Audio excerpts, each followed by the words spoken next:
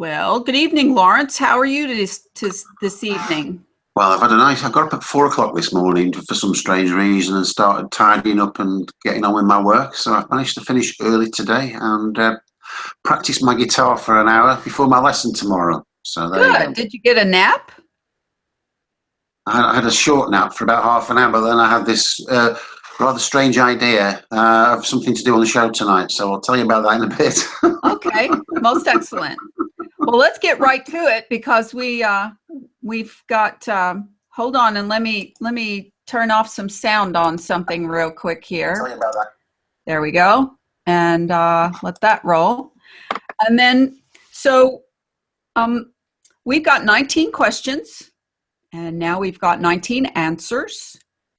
And we had a few people who were bold enough to bother to submit some answers to the website for our perusal.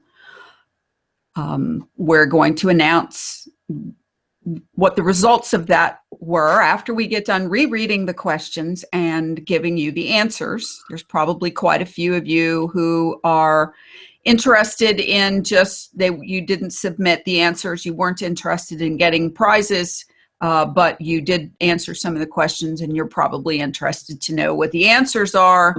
So we're going to start with that. So just like we started last week with Lawrence reading the first, what do you got, 11 questions? 11 with some, I've got subsections. So Lawrence is going to start off by rereading his questions and giving you the answer to the questions as he reads them. So go for it, Lawrence. Okay, well, question 1 was, in which episode of Flat Earth Clues does Mark Sargent first say there are no shortcuts on Flat Earth?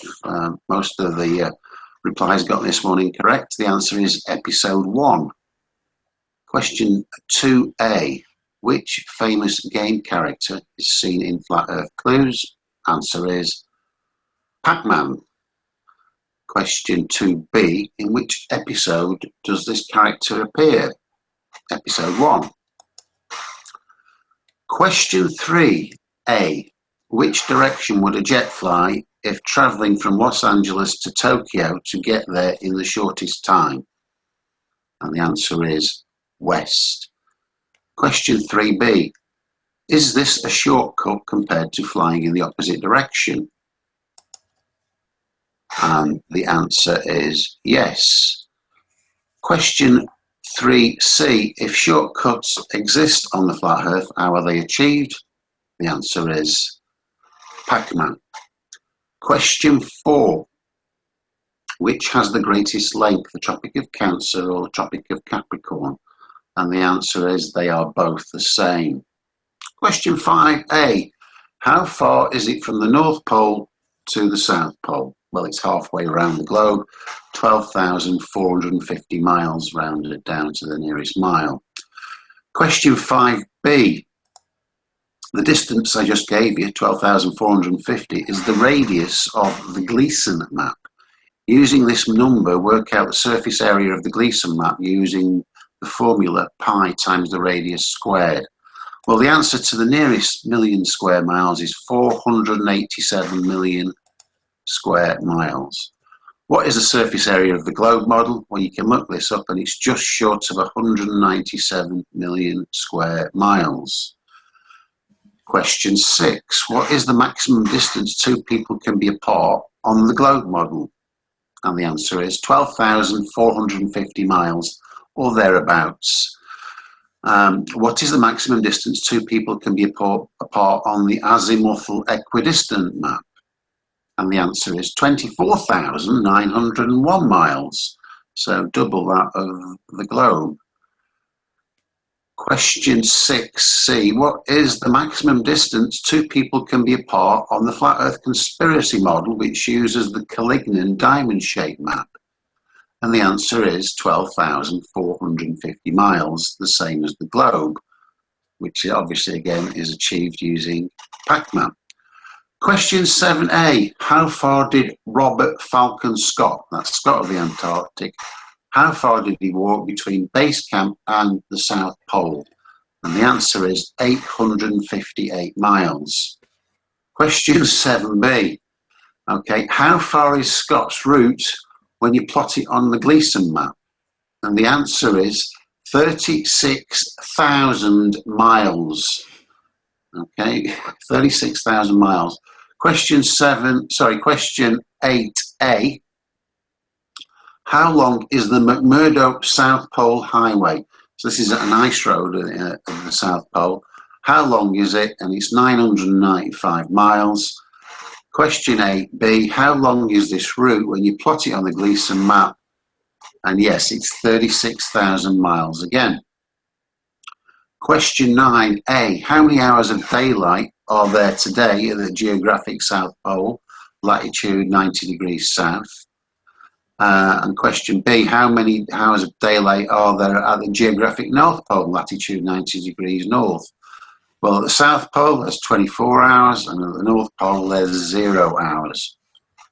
Question 10, now this is a tricky one.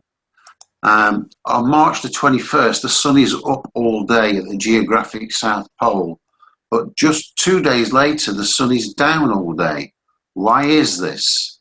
Well, the answer is on March the 21st, the sun is it's just a little tiny bit above the horizon, and 2 days later, it's just a little bit, tiny bit below the horizon.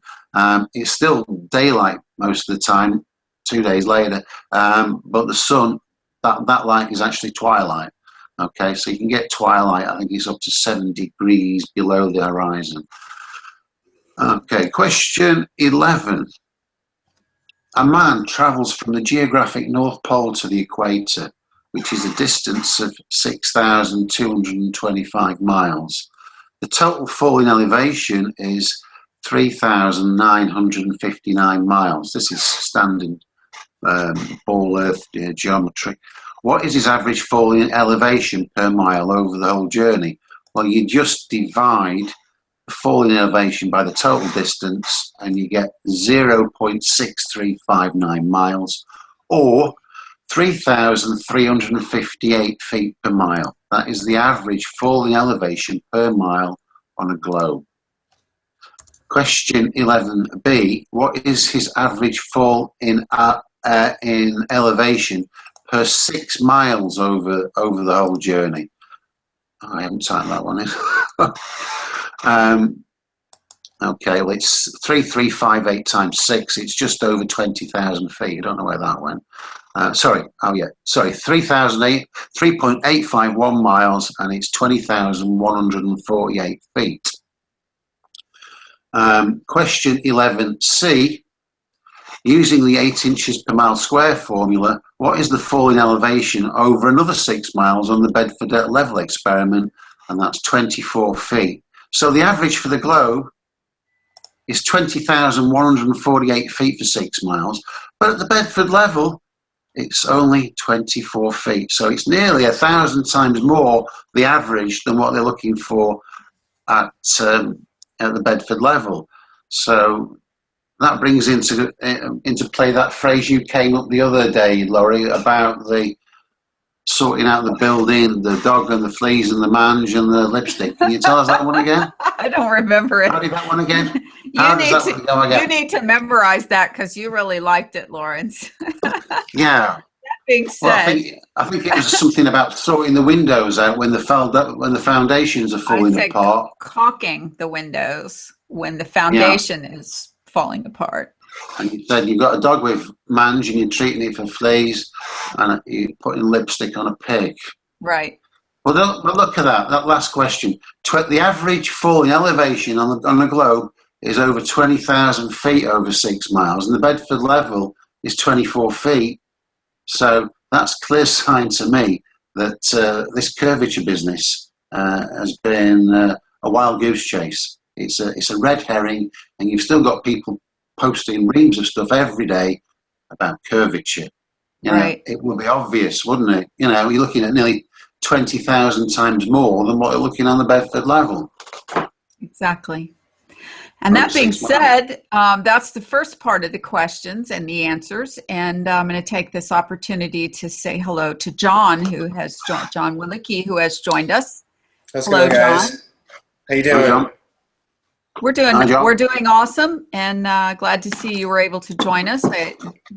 You had some technical issues again, so hopefully that got worked out, and you'll be able to stay with us for the rest of the journey.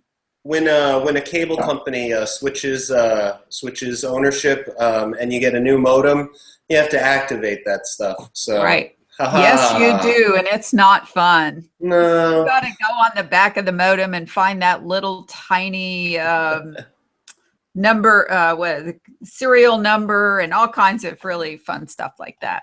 Yeah, so yeah. Welcome and thanks for joining us. Thanks for having me. How you doing? All right. And I'm gonna jump on in. Just so you know, Lawrence, you are muted because you walked away without doing that. So. When you want to talk in a second, I will let you. Okay, so I'm going to go to question number 12. This is the beginning of my questions. Wow, that's bright. And let's see if I can tone this brightness down just a little bit. Probably not. Okay, so question number 12 was, what is the latitude at the equator and the length in distance in miles? And the latitude at the equator is 0 degrees. Everything goes north or south latitude-wise from the equator. And the length in distance in miles of the equator has nothing to do with what map or model or anything else you're looking at. It's based on the distance totally around the globe.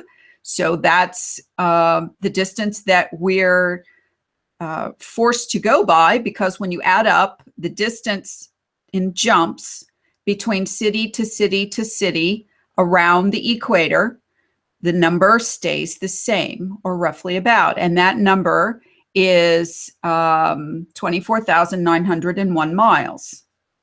So whether you flatten that out or whether you keep it on a globe, that's or whether you are using the number from the globe, it's the same distance. Question number 13, what is the degree of angle of the celestial ceiling? And that answer is 23.4 degrees. The celestial ceiling is otherwise known as the stars and the sun and the moon as they move across Earth. Question number 14, what is the circumference of the ice wall? And that is what is known as a trick question. There is no ice wall. And if there were an ice wall, Gleason's map ice wall would be 78,200 miles around. And hence the reason for the answer to the question earlier that Lawrence asked and answered about the distance of how far Scott's trek would have been on the Gleason's map versus the globe map or even the diamond map. Question number 15. Question number 15. What is the fastest commercial plane now flying? Question number 15's answer. Boeing 747 can go Mach 0.92. Boeing 777 can go Mach 0.89, and Cessna Citation can go Mach 0.92. I believe the Boeing 777 is the one that is being used by Qantas and is one of the fastest commercial planes available. So the reason why that question was asked is because you need to understand that there's no plane that flies any faster than that are used for commercial flights. So people who make excuses for there being supersonic jets that are flying these southern long routes on the AE and or Gleason map, there are just no jets that can do that or do that regularly. Maybe some military jets do. Question number 16, how far is it from Sydney to Santiago? This is part of question 15 because they go together. And that distance is anywhere from 7,044 miles to 7,061 miles, depending on who you're asking. So when you compare flight distances, flight times, you have to use the distances that are accepted by the airlines and the information that is given out, because you can't just make up longer distances and say you got faster planes to fly them. Question number 17. What is the duration of the longest day with the sun above the horizon in Antarctica? The answer to that is 24 hours. Question number 18. What was the Gleason map created for? The answer to that is it was created and patented as a timekeeping device or time calculator. The purpose of the map being created in a circle form in an azimuthal equidistant variety is for the little arms that were in the center of the map, and you moved them around and you could compare what time it was where you are to what time it was where they are. And that was before we had GPS or computers that we could just bring up an app and find out what time it is in any other place in the world. So that map is based on a globe. Question number 19. What is the name of the college in Blackheath, England on the Gleason map? That is also a trick question. The answer on the map is Modern College, but in reality, there is no such place as Modern College. So we don't know whether that's a typo or a deliberate alteration for the proper name of Morden College. So that is our 19 questions and our 19 answers. Save. So there you go. We have, like I said, we have a few people who were interested enough to send in their answers to the website. And unfortunately, they got a couple of answers wrong. And wrong is a relative to the fact that it is Lawrence and I who are doing the judging. So, but they didn't get very many wrong. And for that, we feel pretty glad that people are not just mimicking what we have been saying or preaching or teaching, because that's not what we're doing.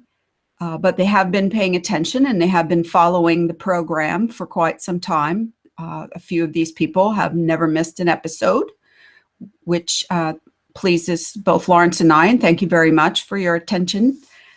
And so my decision, since I'm the prize giver, is that I'm going to award the person who gave the most correct answers the $100 prize. And I'm going to award the second place winner with $50. And I will be contacting you. The first person's name is Jason and the second person's name is Joan. And I will be contacting you shortly to work it out to award you your prize. So thanks to everyone who participated in our pop quiz. We may do this again sometime in the future. I don't know if we'll have prizes, but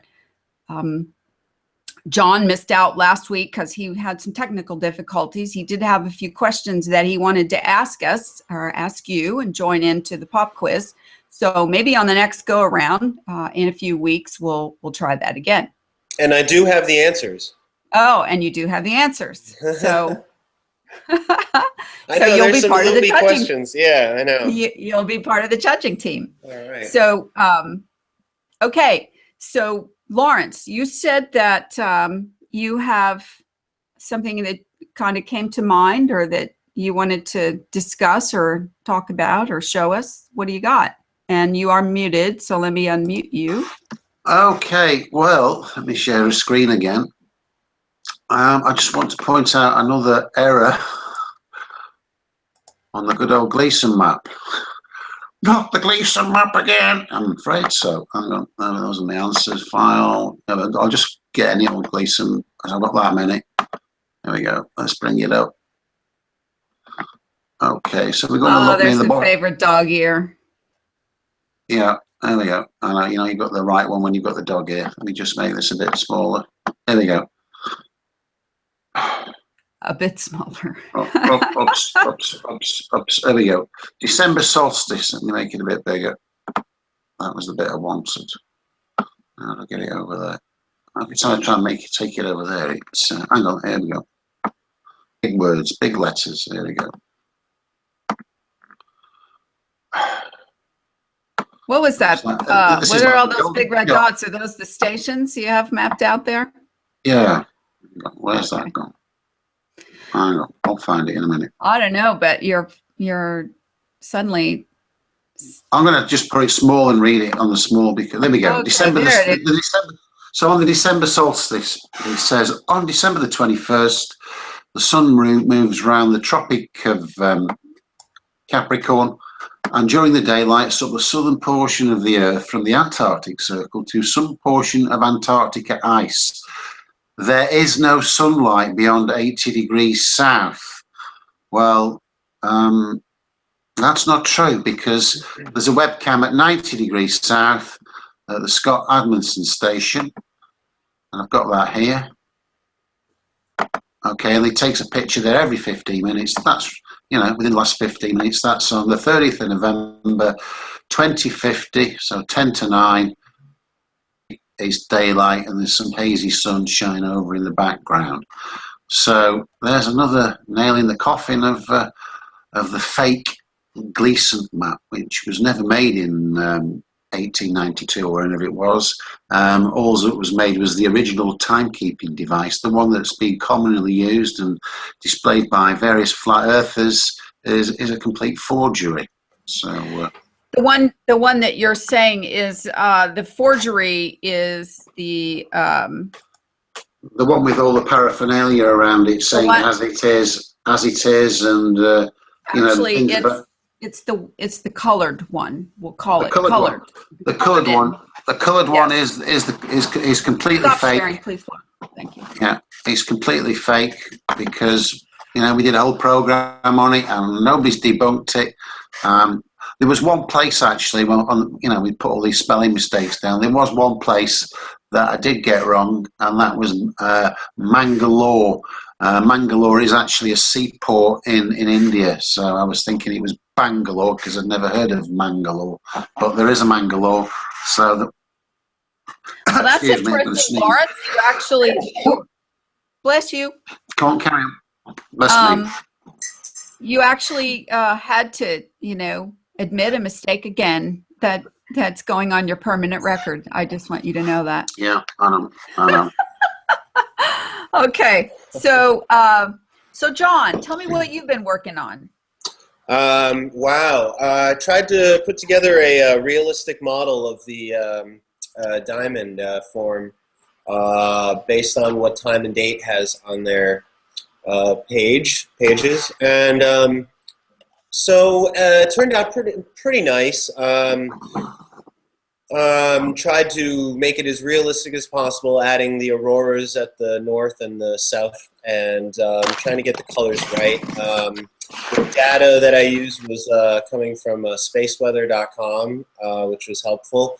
Although it's difficult from Space Weather to get a Mercator map all on, what am I doing? Okay. Yeah, it's difficult to get a Mercator map from spaceweather.com like live. So, I did the best I could. It's just point of reference, really. Tried to add some sort of idea of a star field. It's just the first rough shot, of some sort of idea of the stars going overhead, the flat Earth. So it's just a work in progress. It's the beginning of a work in progress. But that's where I'm headed so far. And the other thing is breaking down the shadows in Antarctica. I'm working behind the scenes on putting together a map that shows the shadows as the sun, goes across the diamond map from, morning to morning, and also interstitching that with footage that Lawrence has found from Casey Station. That, just to point of reference to show actual shadows and the arrows as they're going, as they're moving during the day.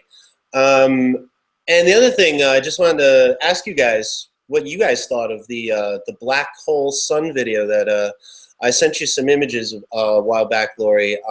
It's quite fascinating. I think it was Monkey Nuts' video. I'm not sure, but there's the black hole of the sun, which is vivid in the sky, as I think Lawrence has pointed out in some of the videos he's seen. I got lucky enough to find this one that shows the black hole being reflected on the roof of, what is it, some tractor in back of the building, as well as, I think, on the roof line of the building. It's sort of a flattish, pretty flattish building. Also, the one thing I noticed is that the shadows are quite nondescript. I don't know if this has anything to do with the black hole, and I don't know what that is, and I'm not even going to talk about some of the crazy stuff I found. But I'm curious why the shadows are nondescript. You have basically like blurry shadows from the building. You know, it's to be expected, I guess. But where the poles are, the flag poles or the antennas, you don't see any sort. It's sort of like the sun is warping around them, creating like this empty black area. And I only say that because I'm looking at images that have a black hole in the middle of the sun. So I'm wondering, is the light bending, and as that non-light is hitting a reflective surface and it's a round flagpole, it's sort of non-light bending around it, creating something interesting. I don't know. It's something for exploration, but yeah. So I don't know. What are your thoughts, you guys? Well, I'll tell you first what my thoughts are, and it has been sort of a pretty big bone of contention with quite a few people who are literally pissed off that we would be so bold as to question that is anything other than an anomaly created by the camera for the black dot, which there is a difference between what is considered a camera black dot and what we are talking about, the back of the sun, or a black sun, perhaps. Or maybe the black sun is behind the other sun, the real sun, and that's what's causing the blackness in the middle. The sun is so incredibly bright that you are not able to see this. We talked about it several weeks ago that, we laughed and it was all funny. But Lawrence said that, he was looking at the sun with his funny little looking through his elbow trick, and that the center of this, when you look at it that way, the center of the sun is black, and there's just an incredibly brilliant white ring around the outside. So my opinion, for what it's worth, is that depending on your observation point, your observation location, comparing that to the direction that you are seeing the sun, whether it's north or south, east or west of you, and whether or not it's directly overhead or whether it's at an extreme angle, all these circumstances make a difference in how you perceive the sun, how you view it. So I'm well on record as being very open-minded about all of this research. So I do not preclude any ideas about what we're seeing, because everyone who has done any research into the angle of the sun knows, and artists are somebody who does plein air artists. Plein air means you paint nature from outside in it, not from a photograph. Any artist who does studies on light and lighting knows that when you're dealing with replicating what you're seeing outside, you understand you only have one light source, the sun, unless you're painting a night scene that's lit up by lights. But I'm talking about in normal nature, you only have one light source, and that's the sun. And all angles of every shadow have to follow. And if you really want your painting to be correct, all angles of all shadows have to line up with that light source. So if you're painting somebody's face and the light is over here, the shadow on their nose, the shadow on their mouth, the shadow on the in here, all of that has to line up with this one single light source. So as a person being on the ground, walking outside, going do-de-do-de-do, oh, look, there's the sun, okay? It's going to look different to you on every given hour of every given day, of every given minute, and every given location, even if you just move 20 feet. So I don't have any issues whatsoever with the sun looking different to those in the Antarctica region or the Arctic region or north of Russia or on the equator, because the angle of the refraction and reflection and whatever the sunlight is traveling through are all parts of the equation as to what you see. That's it for me.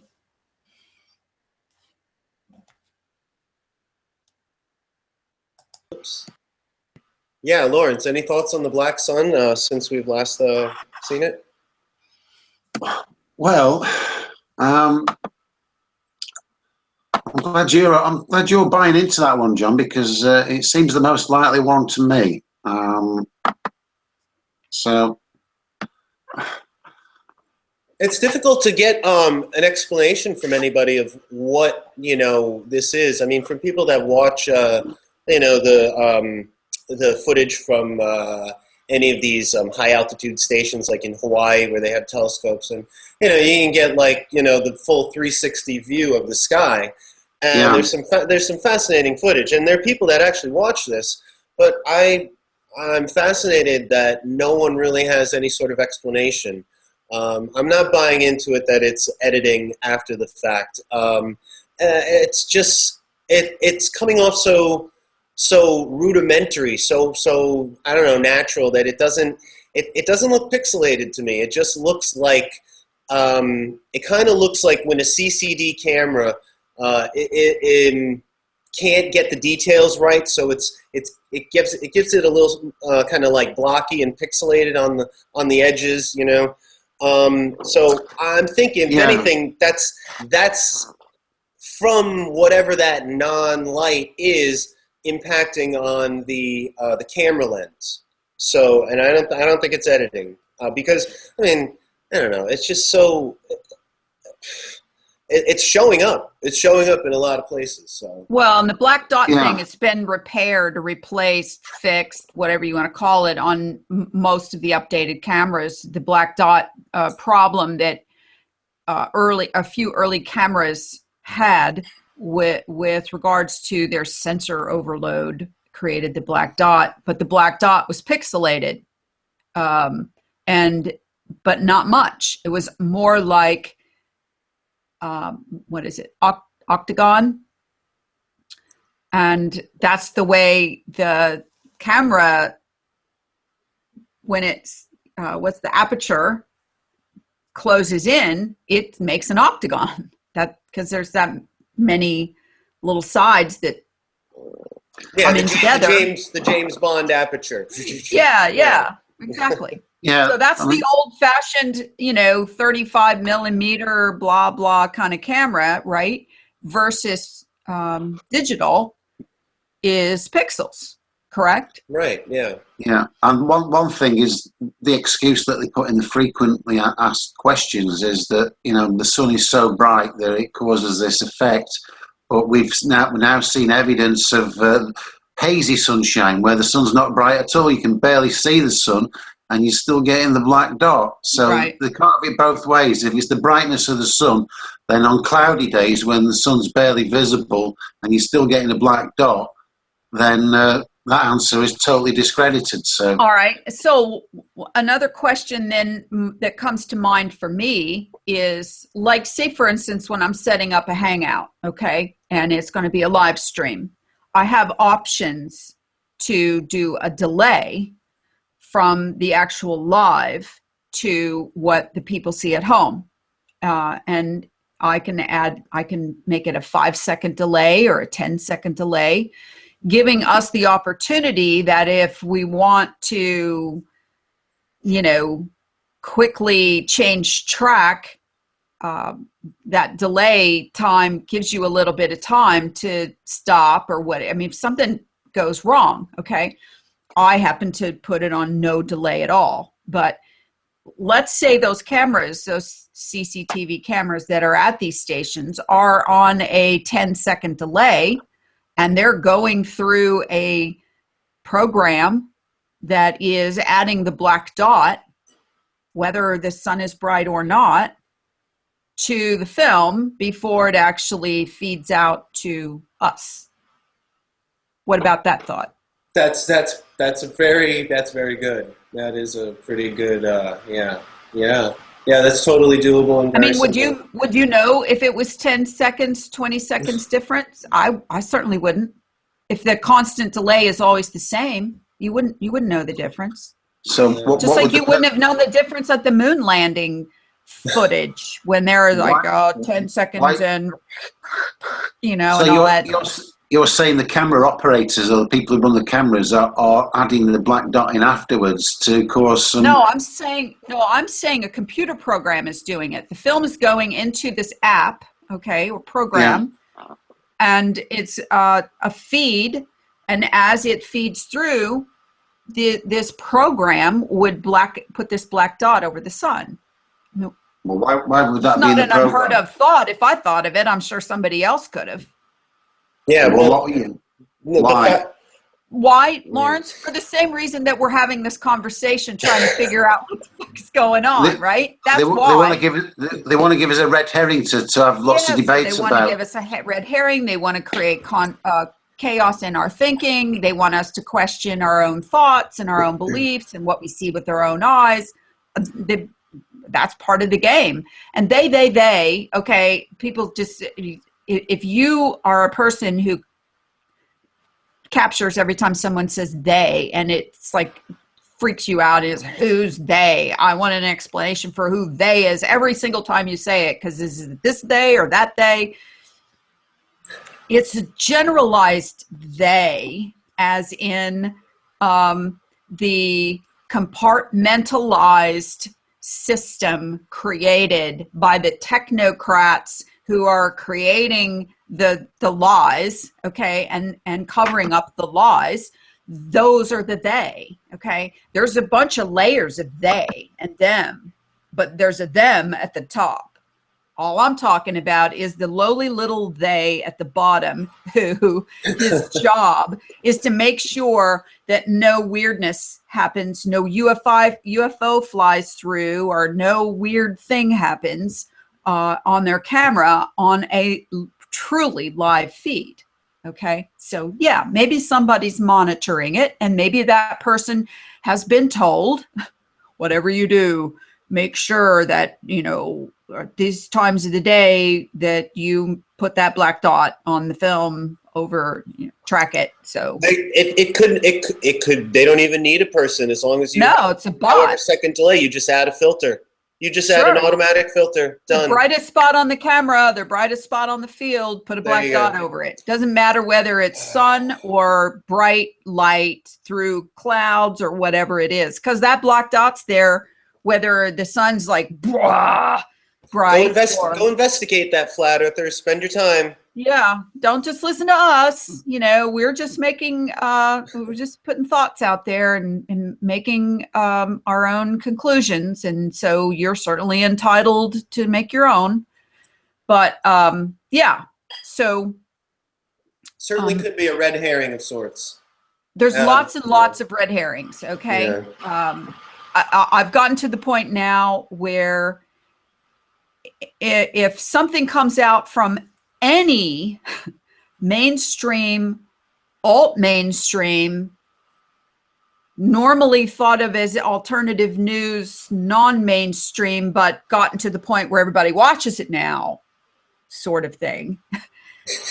All of it. is questionable. Okay. WikiLeaks, questionable. Oh, Pizzagate, God. questionable. Oh. Email leaks of anybody's, questionable. You know, back in the day, only some handfuls of nerds would sit around and read 10,000 emails of somebody else's. Okay. And poring over them, looking for some anomaly, something that makes their, mind go, what was that? Okay. And which is how Pizzagate got started in the first place, was because all of these emails were leaked. And the purpose was to show that Hillary Clinton was talking smack on email through an unsecure server to whoever different people about all different kinds of crap. Okay. And so somebody decided to look at every single one of them and started noticing certain words being used that did not fit in any normal talking pattern. Okay. That's how Pizzagate got started. It didn't come out at, it didn't. Okay. So the whole idea of Pizzagate, just like flat Earth now, okay, it started as one of these data dumps, what is called a limited hangout. Lawrence, I was talking to Lawrence about this the other day, explaining some of these psychological operations that have been honed to the nth degree by these organizations, spy organizations, top secret, above top secret, secret. And they all got their little games they play, and they all got their little spies and their, ways of doing counterintelligence and manipulating the minds of those who are seeing, reading, understanding all this information. And so a limited hangout is not 3 people on YouTube talking. Okay. That's not a limited hangout. A limited hangout was originally created coined during the Watergate investigation, when Haldeman and Ehrlichman and Dean and any of these other guys, yes, I'm old enough to remember it well, decided that this, and this information we're not going to be able to keep covered up. Okay, we're just not going to be able to do that. So we're going to do a limited hangout. We're going to hang this information out there in hopes of keeping a veil over the rest of this information that's even more critical, that, this part over here that we're going to limited hang out, we can deal with. A couple people might go to jail.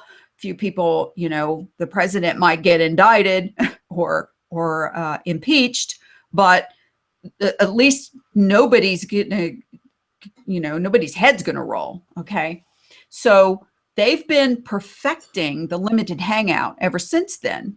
And the limited hangout nowadays is, okay, here's all these people who are kind of waking up, and they're going to start hearing some of these things that we can't cover up anymore. It's too many leaks coming out. There's too many former employees of NASA or somewhere or something who are starting to talk. Some of these old men who are on their deathbeds, who can't die, holding on to this very critical information. Somebody who's going to leak the UFO information from 50 years ago or something, okay? Or it could just simply be that they got a message from this person who said, I'm going to spill the beans unless A, B, C, D happens. And so what happens is they say, what can we put out there that we can lead these people to believe this is what it means, this is what the importance of it, and this is where it's going, so that they won't look over here anymore. And they'll scurry over here because there's these conspiracy theorists who love this shit, okay? Like Lori. And she'll go follow the rabbit trails that we give her. And her friends will talk about it a whole lot. And that will keep them so busy that they won't look at this.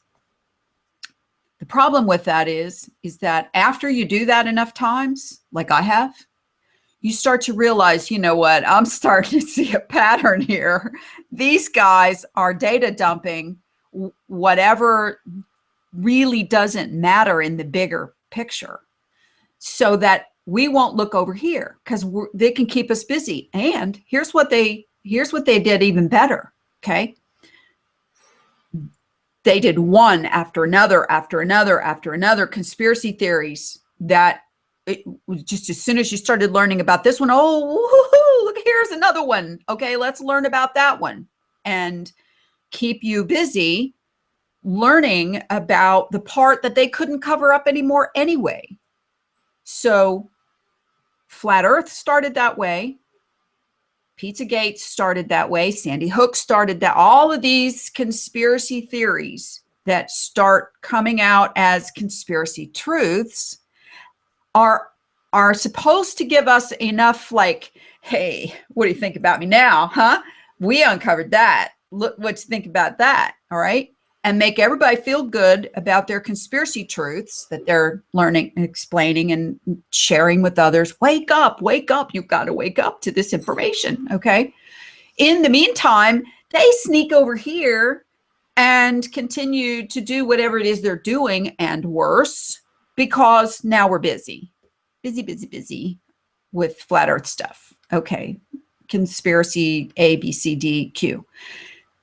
And what happened was, people like Lawrence and I, just because it just spontaneously happened, accidentally happened, divinely inspired, no idea why, but people like Lawrence and I started going, you know what? I don't think this circle thing they're telling, that everybody's talking about is the real conspiracy here.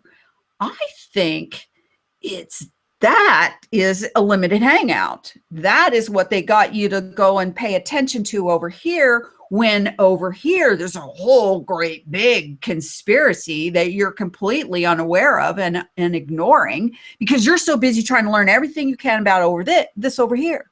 And then every time you learn all of that and you go, think about me now, then they give you another one. Here's another one. You know what somebody never does when they get a pizza? They spend their time opening the box and eating the pizza inside. They never look at the box. They never look at everything that's printed on the box. There are some amazing things that are printed on pizza boxes from certain places, and I kind of think it's like, for that limited hangout out there, for the Gleason people, it's not the pizza, it's the box. Right. Yeah, and I'm going to say one more thing, Lawrence. Lawrence, you might want to back me up on this. I'm gonna say this right now. Hey, either the Earth is a rectangle or it's a diamond. Either it's a square or it's a diamond. That's the big question. Yeah. Right, John. Yeah. Look, can you two hear me? Okay. No, not really, because now your earbuds are out and your sound is down. Well, let me just turn it up a bit. You can't do both. You can't turn it up without the earbuds. What happened to the earbuds? Oh, well, I'll have to put them back in then. Okay. Thank you. I'll have to walk around with it. There we go. So the earbuds. This might be a bit tricky. So maybe not. Right. So I've got the earbuds back on. Okay. Perfect. Oh, I better turn my sound up because I can barely hear you. I couldn't hear John. Is that all right? Perfect. You're good. Check 1, 2. Check. Check. 1, 2. Check 1, 2. Okay, enough. Go ahead. Stop. Go ahead, Lawrence, please. Amazing. Right. Okay. So anyway, this was talking about pizza, wasn't he? Yeah. Yeah, pizza. Right. Yeah, it's not the pizza; it's the box. Not the pizza, it's the box. Okay. Well, this was my idea tonight, and I know it's totally crazy, and I know it has got a flat Earth connection, and it's only going to take 3 minutes. So, humour me. It's Christmas. As if we don't from week to week humor you. Right. So, okay. So it's Christmas, right? So this is 3 minutes, then we can get back to some flat Earth discussions. So in 3 minutes flat, right? I'm going to make a flat earth Christmas cake, Lawrence style. So just bear with me. So what we've got here, we have, okay, raisins. Okay, there's 500 grams altogether, but 250 are in that pan that have been soaking. Okay, they're falling off there. Pecans, 100 grams of pecans. Yeah. Shelled hemp seeds, 100 grams of those. Pumpkin seeds, 100 grams of those. Goji berries, nice and red. Goji berries, 100 grams of those. Chia seeds. There's the chia seeds, 100 grams of those. Okay. Almonds. You know what almonds look like, don't you? There's some almonds. Okay, these are almonds. Yeah, they come from America, probably. Okay. I've got some nutmeg and I've got some cinnamon. Okay, and I've got a big bowl. Okay, but also on the boil over there, well, it's been simmering, but it's cooling down now. What I've got is dates, prunes, raisins, and some figs. I've got 250 grams of dates and 200 grams of prunes, figs, and raisins. So they've been in a pan with some water, and you need to get it down to a mush. I'll bring the pan over shortly, and you can have a look at the consistency of it. So anyway, I've got a big bowl there. Yeah, got this big bowl, and I'm going to start chucking all these things in, okay? Okay, I'm mixing all these things in, right? This is so much better than Jamie Oliver. Oh my God. Okay, and then let me have a look what I've got. Let's bang it all in. Okay. This is a really healthy stuff. This is my version of Christmas cake. Okay, so we've got all the stuff in there. Got it all in there. You mix it all round. Oops, going all over my laptop. Where's that gone? Hang on. 1,000 grams in pot mash. Where did everything go? Okay, you're Oh, fine. yeah, there We I'm see back. you. Go ahead, keep going. Mixed it all in. All right, so anyway, so what I'm going to add to it now, okay, this is to give all sorts of textures. So when you make this Christmas cake, it's going to be crispy, it's going to be crunchy, it's going to be chewy, and it's going to be gooey. It's everything that you want, but it's far healthier than a regular Christmas cake. So anyway, these are chopped dates, prunes, and some fresh ginger. This is to give it more texture. So some of these things are already in and they've cooked, and the others are to give it more texture. And then I'm going to take over here. What do we have over here? Okay, we've got some nutmeg and some cinnamon. So 1 teaspoonful of each of those. Won't be a second. Hey, hey, Well, John, maybe a who's that bigger crazy? spoon. Who's that crazy science guy? Bill Nye the Science Guy. This Nutmeg? is Yeah. Lawrence Wright. Okay, there's the nutmeg. So that was the cinnamon. We're cake maker. Some nutmeg. Put some nutmeg in. Okay. Right, so that's all the ingredients in now. I'm going to go and get my pan and show you the consistency of this mush that you mix this in. So I won't be back. I'm back in a second. Oh, okay, that's awesome, Lawrence. Thanks so much. We'll be right back Wow. with Lawrence's kitchen in 5 minutes. He has a beautiful Christmas cake. Oh my God. It will also be Right now. Flat. also be It'll able to be use as a doorstop, but that's okay. Here comes the going in the mix. Smell really good. What I should do, I should glove up, you know, get some rubber gloves on. But this is the mush, okay, that you're going to mix into the dry ingredients. So we're going to mix all this together, and I'm not going to put my hands in it. I'm going to stir it around with a spoon. So put that in there like that. Good, because all those people you're going to share that with are going to know at least that you didn't have your hands all up in it. Yeah. Well, my hands are clean anyway. Okay, so then you mix it all together like that. Don't get your earphones in it. Just so you folks at home know this, this was not planned. It's nearly ready now. It smells delicious. You can smell all the spices and the fruits. So this is 50% fruit and 50% nuts. When I was a kid and we used to have the fruit with the chocolate and the nuts in, I always wanted more fruit. There was too many nuts in it. So this is my version because it's got as much fruit as nut. It's nicely mixed up together now. Now what I've got over here, I've got a glass baking thing, and I've lined it with some coconut oil so it doesn't stick. So I'm just going to tip it in there. I'm We're going to make it flat, so it's going to be flat when it comes out. So it's a flat Earth Christmas take on the Flat Earth show. The table's flat. The floor down here is flat. Everything's flat. The oven, when I open the door, it goes on these flat shelves. And when it comes out, it's going to be a flat Christmas cake. So I'm just going to put it in this little thing over here, and then we're done. Just a minute. Okay, that's beautiful. That's just wonderful. Flat everything. It's going to be flat cake. A flat Christmas. Flat fruit nut cake. Flat. Oh my God, Lawrence, sometimes I just don't know what to expect, but you know what? I guess that's what keeps it fun. Crazy Lawrence. Okay, so while he's doing that, I'm going to mute his microphone because it's sounding quite stirring and smashing over there. When he comes back, folks. Join us in a moment. Yeah. Lawrence will return with his cake all made. Oh, well, see, here he is. He's probably talking and stirring, and he doesn't even know he's Oh, my muted. goodness. There it is. I'm sure you can see it now. There it is. Okay, so that's what's going in the oven. Wait, I'm do gonna it put again. on a Wait. medium heat for about 25 minutes, and when it comes out, you should be able to tip it out, turn it over, and you leave it to cool. Now, you can add some whiskey to it if you want to, some brandy, or even put some rum, wherever your favourite tipple is. Now you're talking. The alcohol will burn out, but it'll leave a nice flavour. So I'm going to bang Okay, this in could the you oven, show it? and Could in you show it 25 again, minutes, Lawrence? Please. I'll show you what it looks like. Right. Lawrence, show us before you Commercial goes in break. the oven. We don't have here. Shushing. He can't hear a thing. He can't hear a thing. He's in his own world. Have y'all met Lawrence? Lawrence's Kitchen. Tune in next week. Find out what Lawrence is going to make next that turns out to be flat.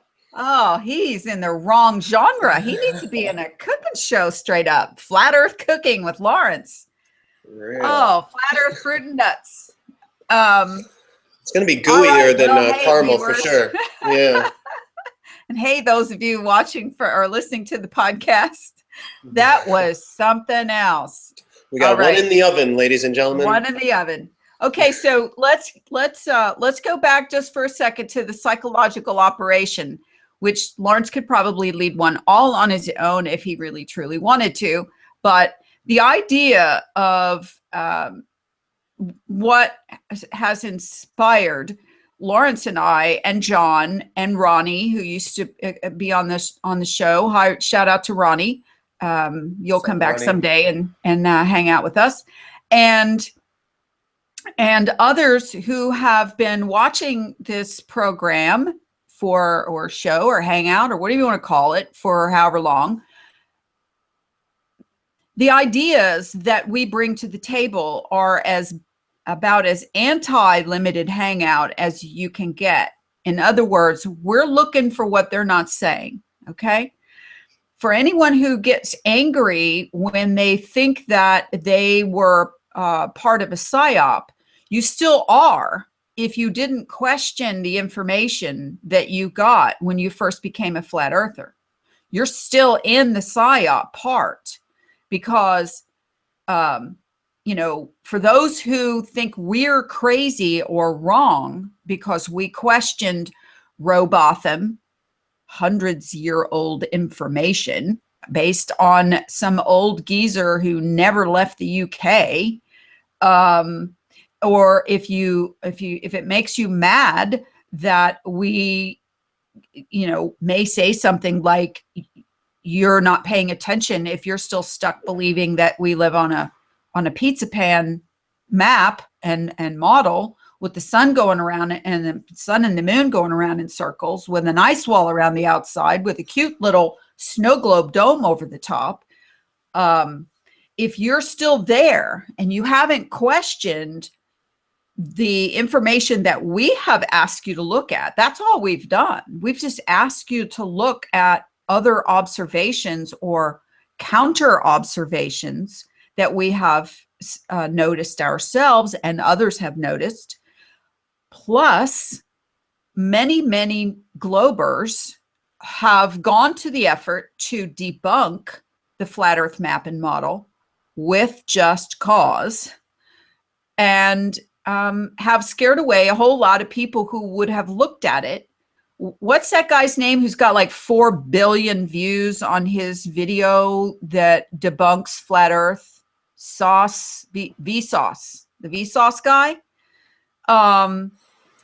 He's got millions and millions of, well, however many hits on his video of debunking the flat Earth theory, and justifiably so, because he's debunking that round pizza pan circling sun and moon thing. Okay.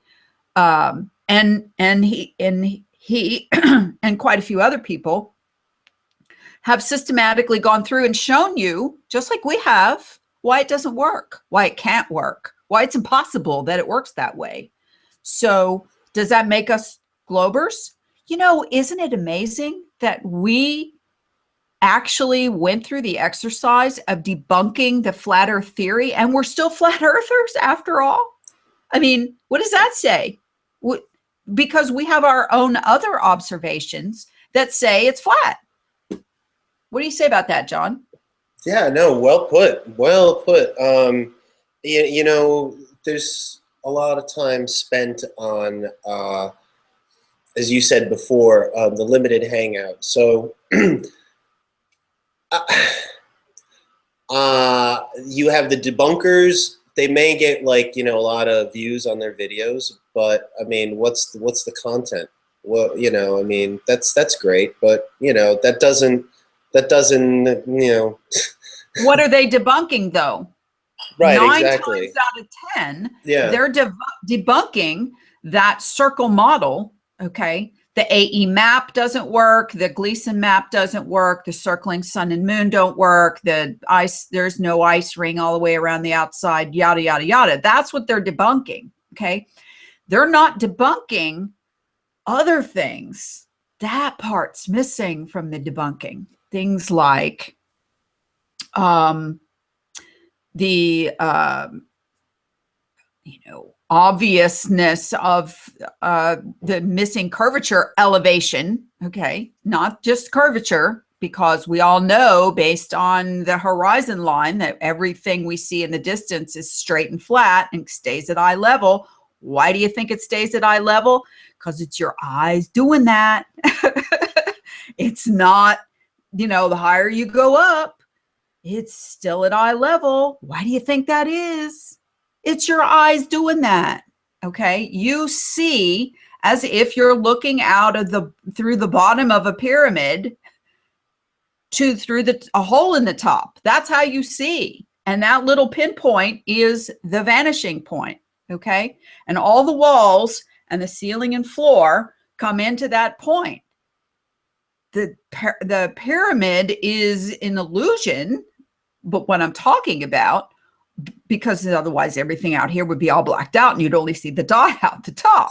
So it's act like the pyramid is made out of glass, but its planes are making your view, your observation look like this is flat and this is angled, and this is why the train tracks come into a point, and the hallway and the long hallway in the building comes to a point, and the ceiling comes down to meet the floor. Why do you think all that is? That's not anything to do with a horizon or distance or curvature, is it? Compare the two. They're two totally different things. So until you open your, own mind up and kick out what generally is thought of as the flat Earth community's dogma, okay, that information, that dogma isn't any different than the globe dogma, okay, or any other historical dogma that you learned, or a math dogma. All right. Yeah. Go ahead. No, I'm talking about dogma. The people that don't, there are people out there, I'm going to say there are the people out there that have admitted that the Gleason's map doesn't work, and they don't really go too much into it. There are a lot of people that are still hanging on to the image of it, and it's a cool image. It's a great image. It's awesome, but Well, it's just an image, and they're still hanging on to it a bit. It's a logo. It's Yeah. a brand. It's a brand. Okay. There you go. That's if it. you can exchange the word brand for the flat Earth logo, why don't, I mean, then if there's that admittance out there, you know, the realization that it doesn't work, we keep, it's in the background, but whatever, you know, I mean, well, why isn't anybody then exploring the flat rectilinear map, even just the flat Mercator map? Why is no one even then like using that as the flat Earth map? I mean, I don't understand why everyone's so hung up on the it circle. has to be right. Yeah, it has, I mean, Right. Personally, I don't buy into all the Bible talk. I'm sorry. Well, regardless if you came to it from, and God looked down on the circle of the earth, whether you came from it from that perspective, or you came in from the four corners of the earth, kind of hard to have both. Can't have a circle and four corners because circles don't have corners. All right. So then they're like, no, the corners are the squaring the circle. And that's that Masonic thing. And it's like, oh my God, here we go with the Masonic thing again. The Masonic stuff. And those guys. Is also limited hangout. Unless you're a Mason and you get up to the 30-something degrees or higher, you don't know diddly. You only know what they tell you you're supposed to know. And here, let me give you a secret. Here's a secret. Okay. And everybody's like, oh, I want to know the secret because I'm into truth. Okay. And truth is secret. No, it isn't. Secrets can be lies too. Right? So why, who was it? Who was it who made Robotham the god of the flat earth? Who was it? For anybody who won't say, Eric Dubé comes to mind. Okay. The god of flat earth, Robotham. How many times in the last 2 or 3 years have you heard that guy say Robotham? Okay. The more you repeat something, the more brainwashed you become to have it automatically implanted into your brain. So at the end of the day, when you think of the flat earth, every single one of us, I believe, has their own sort of visual image in their head of what the flat earth is. If your vision is the circling sun pizza pan thing, okay, just like I've said on umpteen numerous occasions, I start watching somebody's well done video talking about the sun and the rays or the moon or the stars or the tides and the oceans and the flat, and then boom, here comes it with the little dome and the little thing, and the snow globe, and I think, how in your mind, okay, I know that if you've looked at that often enough, I know you've asked the questions, what is beyond that? Has to be something. I mean, all of creation cannot be contained inside this little snow globe. Okay. So if you believe there's heavens above and there's hell below, and there's got to be something out to the sides too. I mean, it just doesn't stop at the snow globe. Okay. Is that where the secret space program's been going, out there to the sides? All right. Not up, out there. You got to ask questions. Okay. I ask myself questions every day. Every time I see something and it's just like, hey, what about? So because I don't trust anybody. I don't trust anyone to tell me what the flat earth means. I have to discover that for myself, because there's nobody dribbling it down from up above. There's no limited hangout information coming out about what it is, other than they're just letting us go ahead and believe that it is this thing that it's not, because everybody went right for it. I mean, everybody just sunk their teeth right into that pizza. Yeah. Oh boy, I was going to say something. So, yeah. Sorry, go ahead. so let me ask Lawrence a question. I'm unmuting you, Lawrence, because you've been cooking and clanging, I'm sure. Where do you? This is an interview type question, so you answer it however you want to. Why do you think you and I and others who are not part of the Circle Pizza Pan Dogma Flat Earth, why are we bothering to do this? To talk about it and be ridiculed and have a few, people who listen, and the rest of everybody else is like, oh, I don't know. I hear about a map one more time, I'm going to die. Well, we are the opposition. There is nobody else, and some divine force maybe has picked you and me and John to lead the opposition to the false model. That's all I can think about it, because I'm thinking, what the hell? We're banging our head against a brick wall. These people are oblivious to anything than what they first learnt about flat Earth, and as soon as they, looked at the popular channels and the information they were putting out at the start, that's gelled in their brain and they're stuck with it, and they're not for changing. They see us as part of the problem rather than part of the solution, and until they actually question what they've already been told or taught, then we'll remain in the minority. Well, yeah, because you're a shill, Lawrence. I know. Ooh, You're shilling disinformation against the accepted programmed map and model and dome thing. Okay. Yeah, you're shilling. I'm shilling. John's shilling. We're shilling. Yeah, that's how conspiracies work, isn't it? You get everything handed to you on a plate, and I bought into it myself, hook, like, and sinker, and did a 3-hour presentation 2 years before Flat Earth actually kicked off. And which, by the way, multiple channels are holding on to that uploaded version of your talk just to make sure they can show that Lawrence used to believe this and now he doesn't believe it anymore. Why doesn't Lawrence believe it anymore? He did believe it. Did he sell out? Did somebody pay him off to start believing in this other wacky, Pac-Man diamond thing? What do you think about that? I mean, in the world of truth, okay, if you don't have any information, okay, and you start gathering it, okay, look what I found.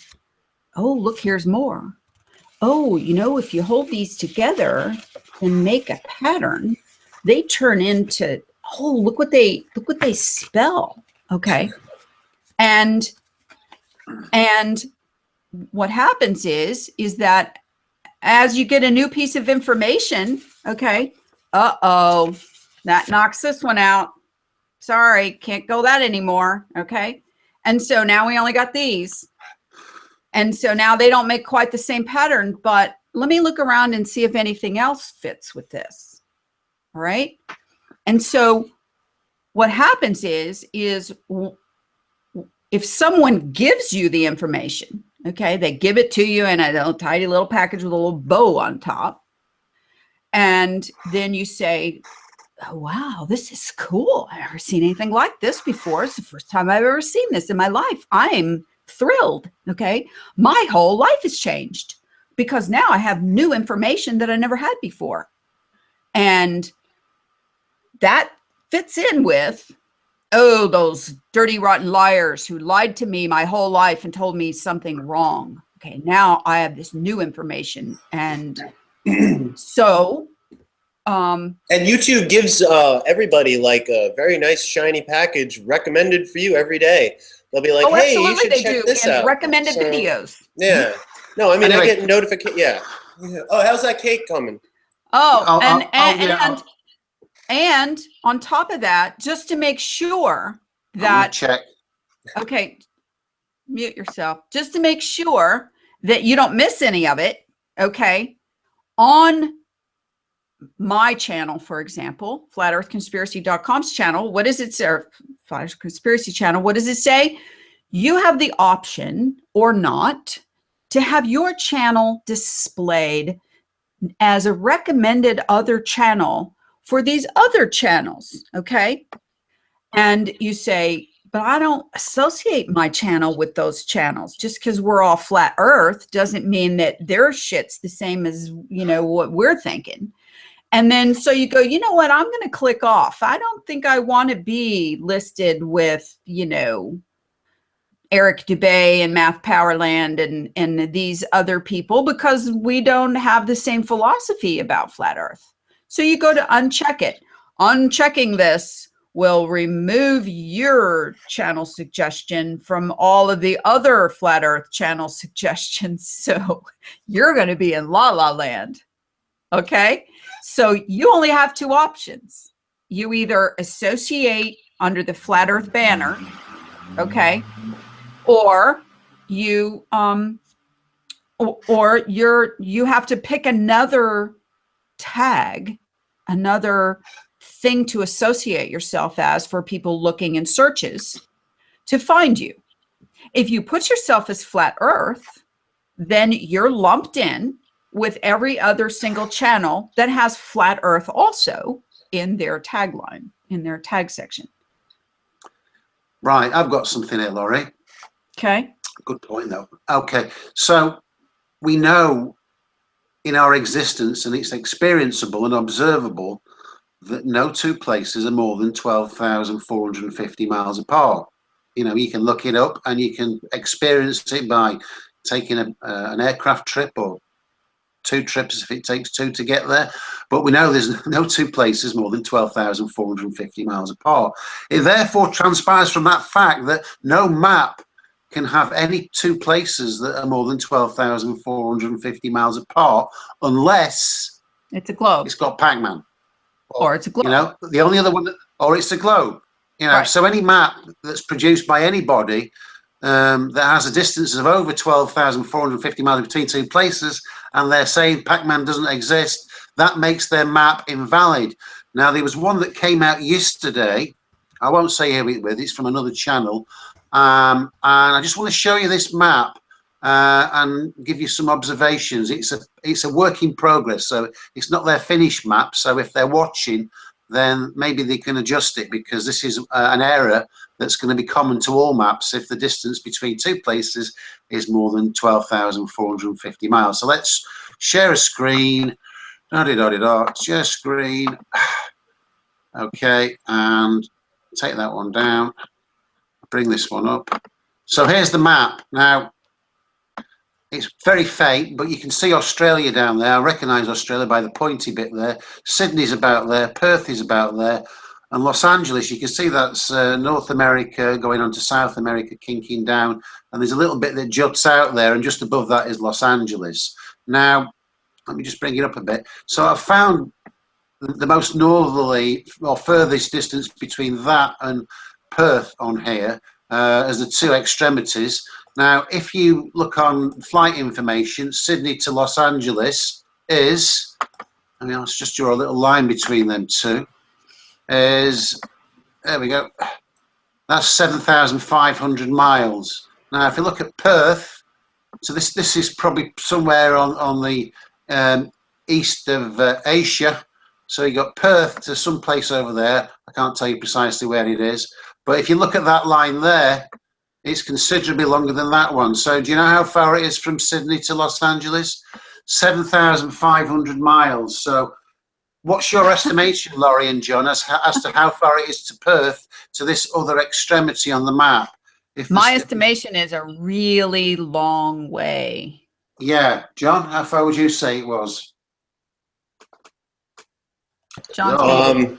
Yeah, that is a long distance. That's got to be way more than half the Earth. Yeah, well, I've worked it out, you know, and I've measured the lines, and Perth to that place on the extremity over there, it's just about 25,000 miles. So that map will not work because no two places are more than 12,500 miles apart. If, however, they put Pac-Man on it, then it could be considered as a flat Earth map, provided that all the cities match up with the airline routes, etc. And obviously all the longitude and latitudes needs to fit in. But as it stands, as it stands, that map is a non-starter, and they need to go back to the drawing board. Okay, so can everybody see, present to everyone, can everybody see my screen share? It says, and I Googled, greatest distance between the farthest cities on Earth. Okay, world's farthest apart city pairs with the population over 100,000, but doesn't matter because you can go to any of these links and, oh, that's not a good one because I can't even find it quickly. But here is Rosario, Argentina to Xinjiang, China, 12,425 miles. Luan, China to Rio Cuarto, Argentina, 12,424 miles. Cuenca, Ecuador to Subang Jaya, Malaysia, 12,421 miles. And these are extreme points on Earth.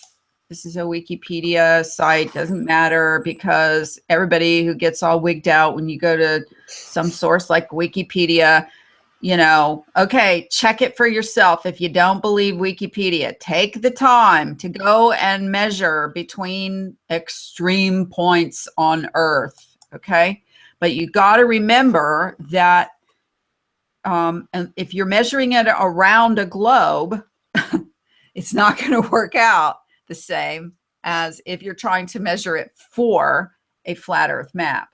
So the farthest distance, you know, between two places is 12,450.5 miles approximately.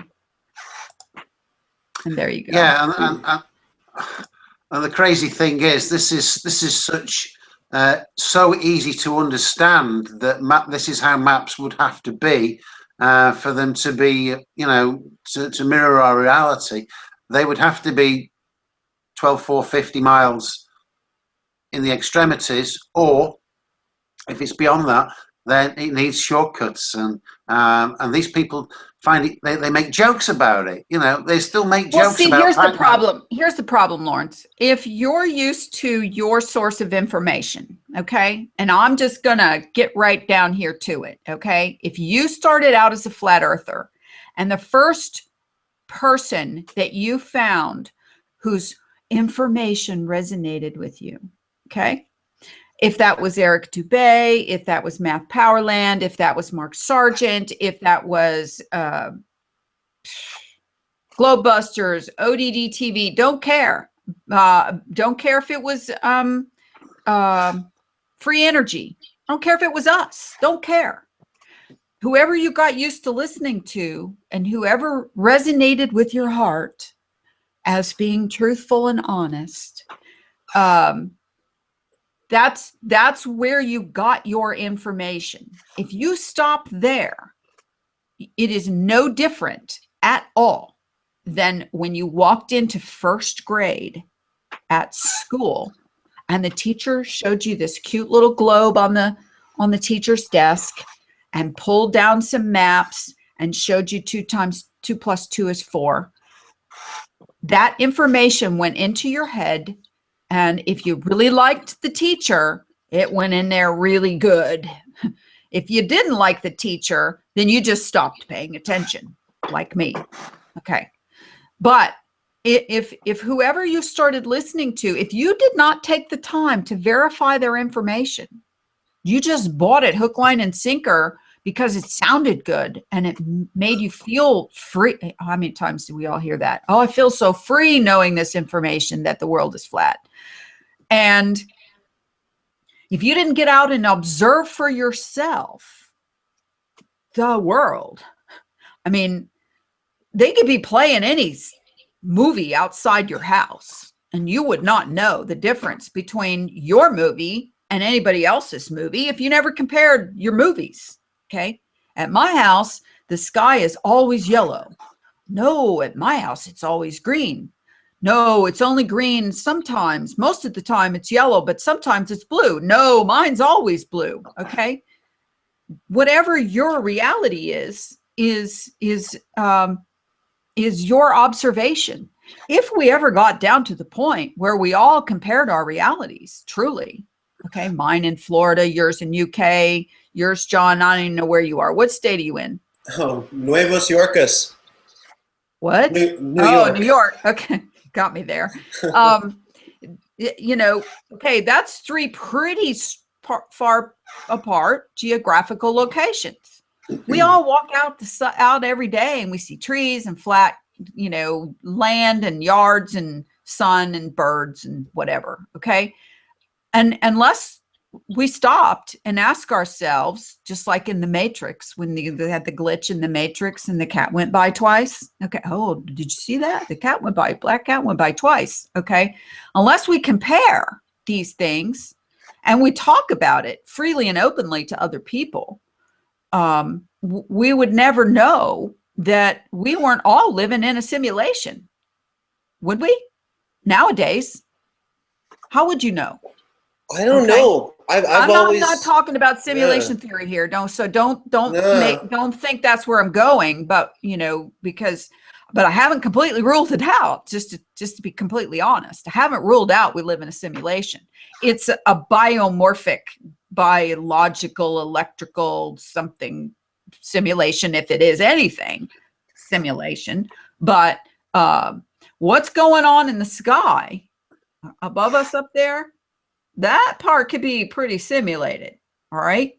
There could be a great big motion picture going on up there. But if there's not, then the screen being angled is giving each one of us a little bit different show every night. Okay. And every day. So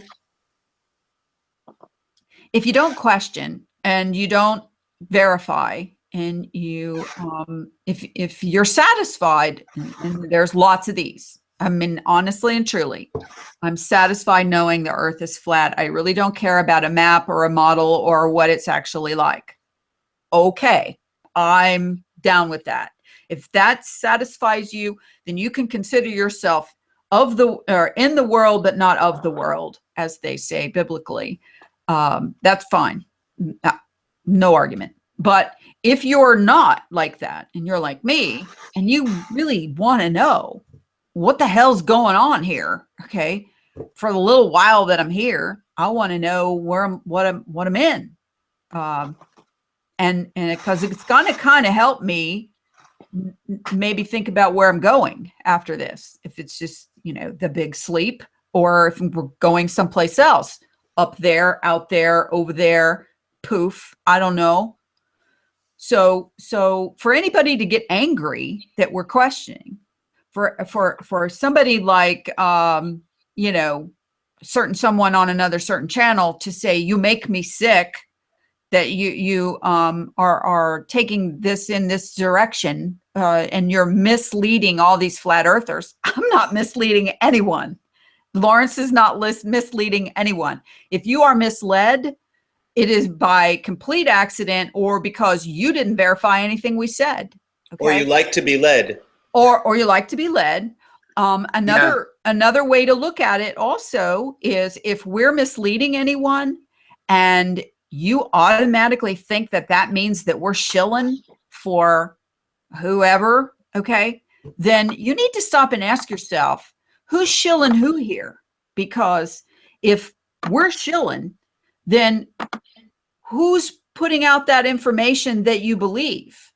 And what trusted source is that actually? Okay. We us old people all grew up with your trusted source in news, Walter Cronkite. He's here this evening for your listening pleasure of the news. Okay. That was a trusted source because he never gave us any reason to distrust him. Right. But then there's these other people who actually kind of do give you reason to distrust him. If I'm one of them, if Lawrence is one of them, if John's one of them, then you need to find out, what is it about what we're saying that you distrust? And find out for yourself. And if we're wrong, let us know. Have we not said that 1,000 times? If we're wrong about something, let us know. And people do. and we say, okay, mea culpa, we were wrong about that, and we admit it, okay, and then we just move on. It's like no big deal. Nobody died because of it, right? So Well, you know, I gravitated to flat Earth conspiracy because of the critical thought, the critical thinking, the critical questioning, and I don't know if people can handle that. Go ahead. Sorry, Thank John. you, John. Appreciate that very much. Lawrence. Sorry to interrupt, but these are the channels that we know they do watch us, Laurie, and they are still using Gleason map in their presentations when they're talking to ball earthers and to other flat earthers. I'm not going to mention which channels are, but they're all giving it their full endorsement and including it in their hangouts and in their documentaries and so on and so forth. But let me just go. Let's just look at this example here to just show you how ludicrous that model is. So here we have. Okay, we'll go back to this. Okay, so this is the Scott and Amundsen expeditions as seen on the Gleason map. Scott base camps there, Amundsen base camps there, and the South Pole is there. So this is the map that they're using.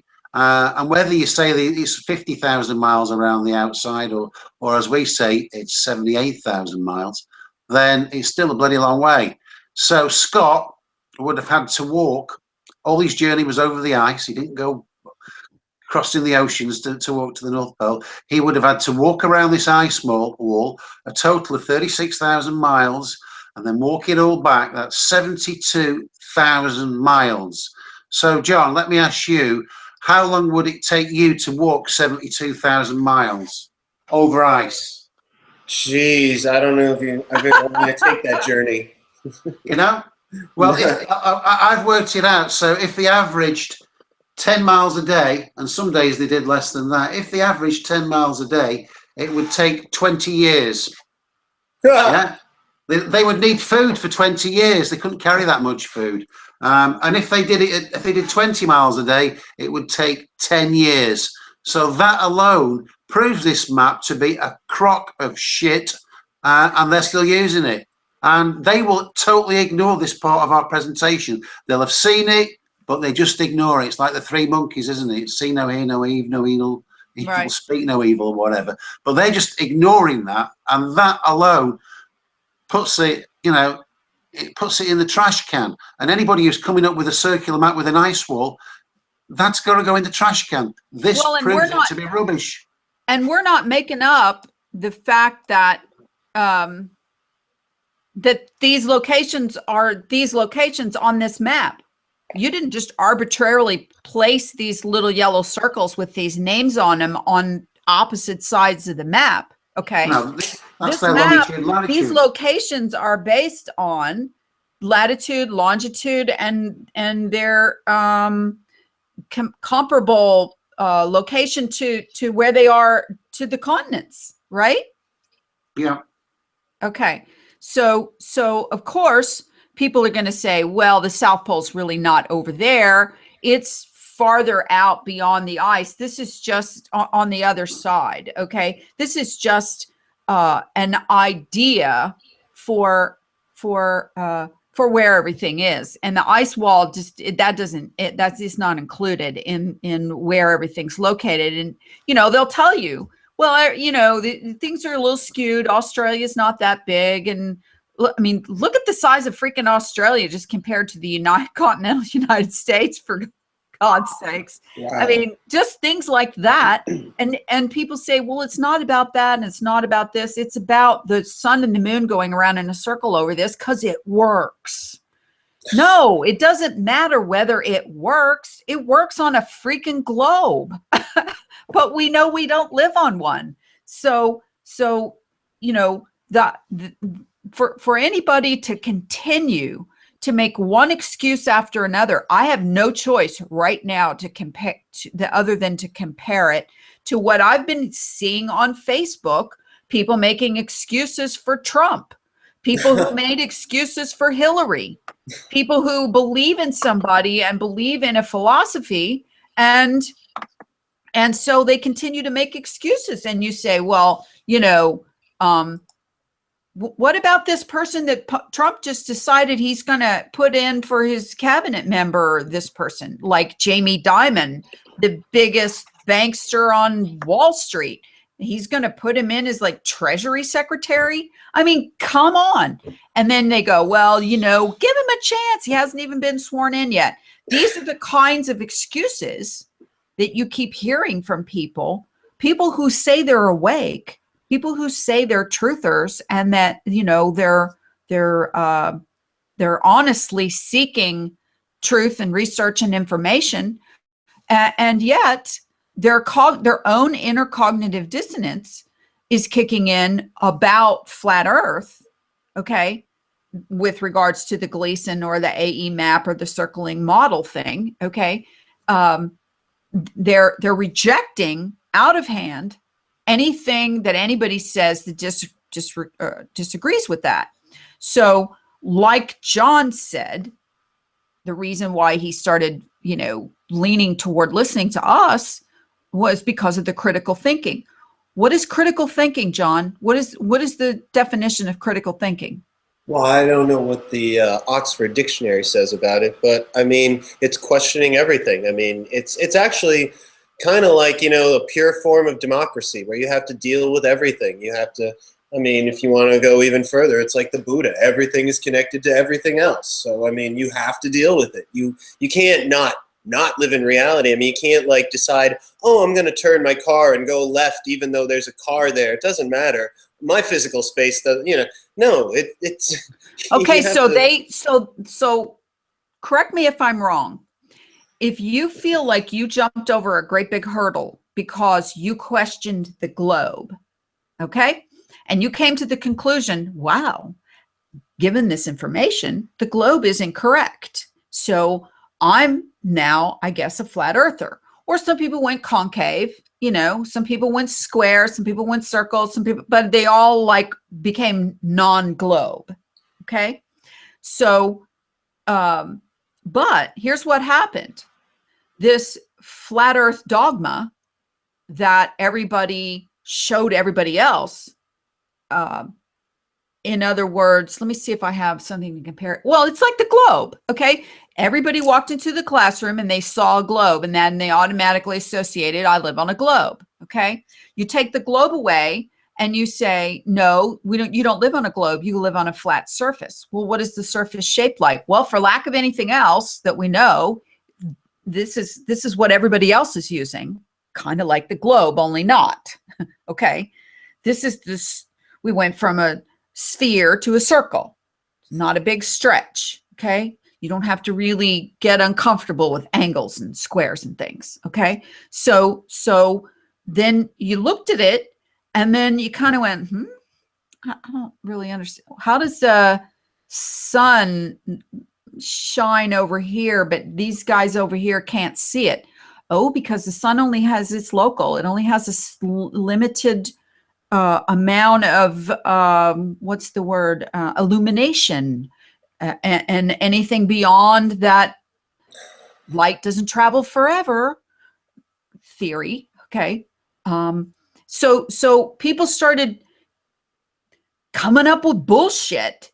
For lack of any other way, that's what I was going to say. I can bullshit with the best of them. I mean, I could, there's good salesmen out there and not good salesmen. Okay.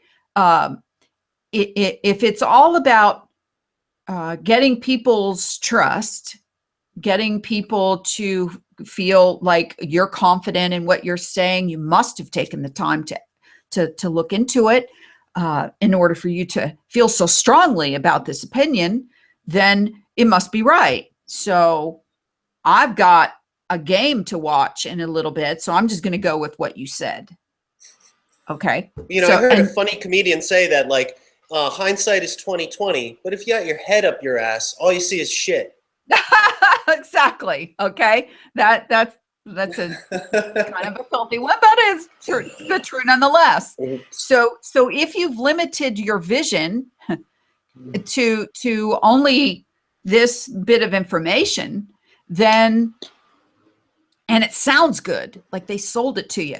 they sold me some shit about flying through space, following a sun and doing vortexing and everybody's dragging along behind it. They sold me all that. Well, for the first 2/3 of my life, they sold me on this. Here's this sun right here, and everybody's going around it, and then suddenly that sun started moving. Okay, and then everything's moving along with it.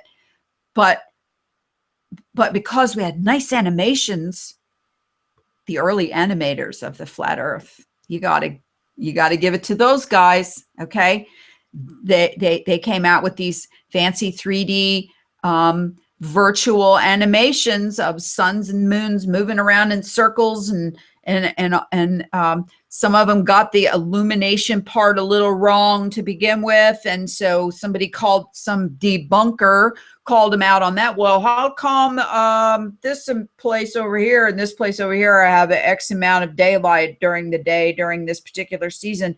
Oh yeah, we forgot to move that puppy in and out between the tropics. There's the difference now. Okay, so they just kept kicking the can down the road with regards to these animations, and then suddenly somebody comes along and says, "Wait a minute, let me take that needle across that pizza pan record and go, but it doesn't do that. You can't show me that in any real observation, testable, repeatable observation." So then it's like, well, we know it's not perfect because, like, we're not NASA and we don't have the resources of these giant organizations to show you exactly how it is. But then a few people got really bold, and they did the pizza pan, and they did the sun and the moon, and then the dome, and then the stars, and then zodiacs, and they fitted it all in there. And you're watching, you go, wow, that looks just like a watch. It looks like clockworks. That has to be right. Because we know clocks keep perfect time. And that's what it looks like. So I'm sold on that. If you got that to work like that, then that's good. That's good. Okay. Yeah, but even the sun isn't a perfect clock because, we have leap years. That's just one thing I'll say about that. About space. And how many times have they changed the calendar to, we got the Gregorian calendar, and we got the Chinese calendar, and we got the Jewish calendar. Well, I think it was the George Bush administration that just extended our daylight savings into November. I think that was during the Bush administration. And no, but I blame George Lucas for getting everybody hooked on space. Not Jules Verne, not the moon landings, not A Space Odyssey. No, it was Star Wars. You cannot get Star Wars out of your heart. If you saw it in 1979, whatever, and you're like, oh my God, Darth Vader. Seriously, you fell in love with space, and it was beautiful.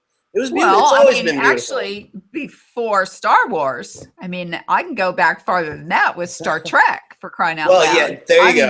Every, I believe it was on Sunday night when I was growing up, and every Sunday night you watched Walt Disney, I believe, and then you watched there you go. Star Trek, and you were fantasized out your butt. It was all fantasy from there on out, Why Disney didn't do more space animation? Oh, wait, NASA.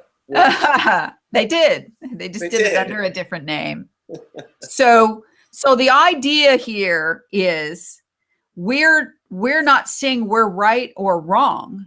We're just doing what we do to add and subtract information and observation and data from as many sources as possible to check and cross-check. It's like bookkeeping.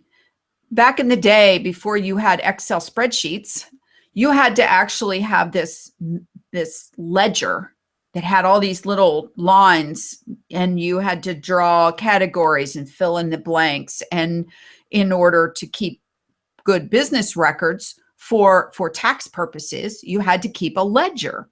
And the ledger was, money in, money out, what they were all for, and then you had to foot all these categories, which means add them all up, down, and this up and down this way, and then you had to cross foot all these categories and come up with these numbers that had to match, or your bookkeeping was in the error.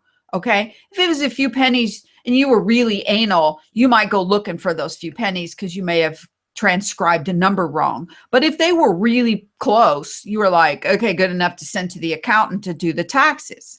Well, that's how I'm looking at the flat earth information. I'm making categories, adding and subtracting to make sure that everything balances at the bottom when I get done, adding up. And that's what happened to that poor damn Gleason map. That thing fell apart in the category separations. Okay. This didn't add up and that didn't. And then things didn't. Oh, and then numbers were way off by the time you got down here. That alone should tell you that you might live on a circle, but you don't, nothing is where it is on any of those maps. Okay. That's been proven. If you live on a circle, you might be able to eventually prove that. But you will never be able to prove that these continents or these cities or these layouts or the Antarctica and around the outside and the Arctic in the middle, you'll never be able to prove any of that to anybody. Never. It's funny you say about ledgers in the real old days. I heard that the ledgers, there were three ways to read the ledger. 3 pens. I'm sure you know, black ink, blue then ink, red ink. Mm-hmm. And blue ink. That's the third one. The third one was blue ink. And I believe it was the Dutch that created that because they wanted to hide things, recalculate. It was sort of like a, triple booking or triple billing, whatever, that kind of thing. Well, it was like another set of books. Right? But if you don't know what to pay attention to, then you don't know the full story. Right. Exactly. I've got a new subject, which is a new subject, and I wish to throw this into the melting pot, and I would like you to cast your opinion on this. That I think I sent it to you the other day, Laurie, but you may not have noticed it because you was a bit busy at the time. But I'm just going to share a screen again. What expression is that, Laurie? You gave me such a frown then. No, because you always show me on the camera before you do the screen. Okay. All right. Well, as well as sun calc, there's moon calc. Okay. So I've put moon calc and I've gone to Casey Station in Antarctica just because it shows up on moon calc there. And as you can see, this is the time clock above, and you can see the moon. Yeah. And the moon actually goes south to the south of Casey Station, but in reality, there you go, it doesn't. So not only is the sun seen to the south of the South Pole, the moon is seen to the south of the South Pole.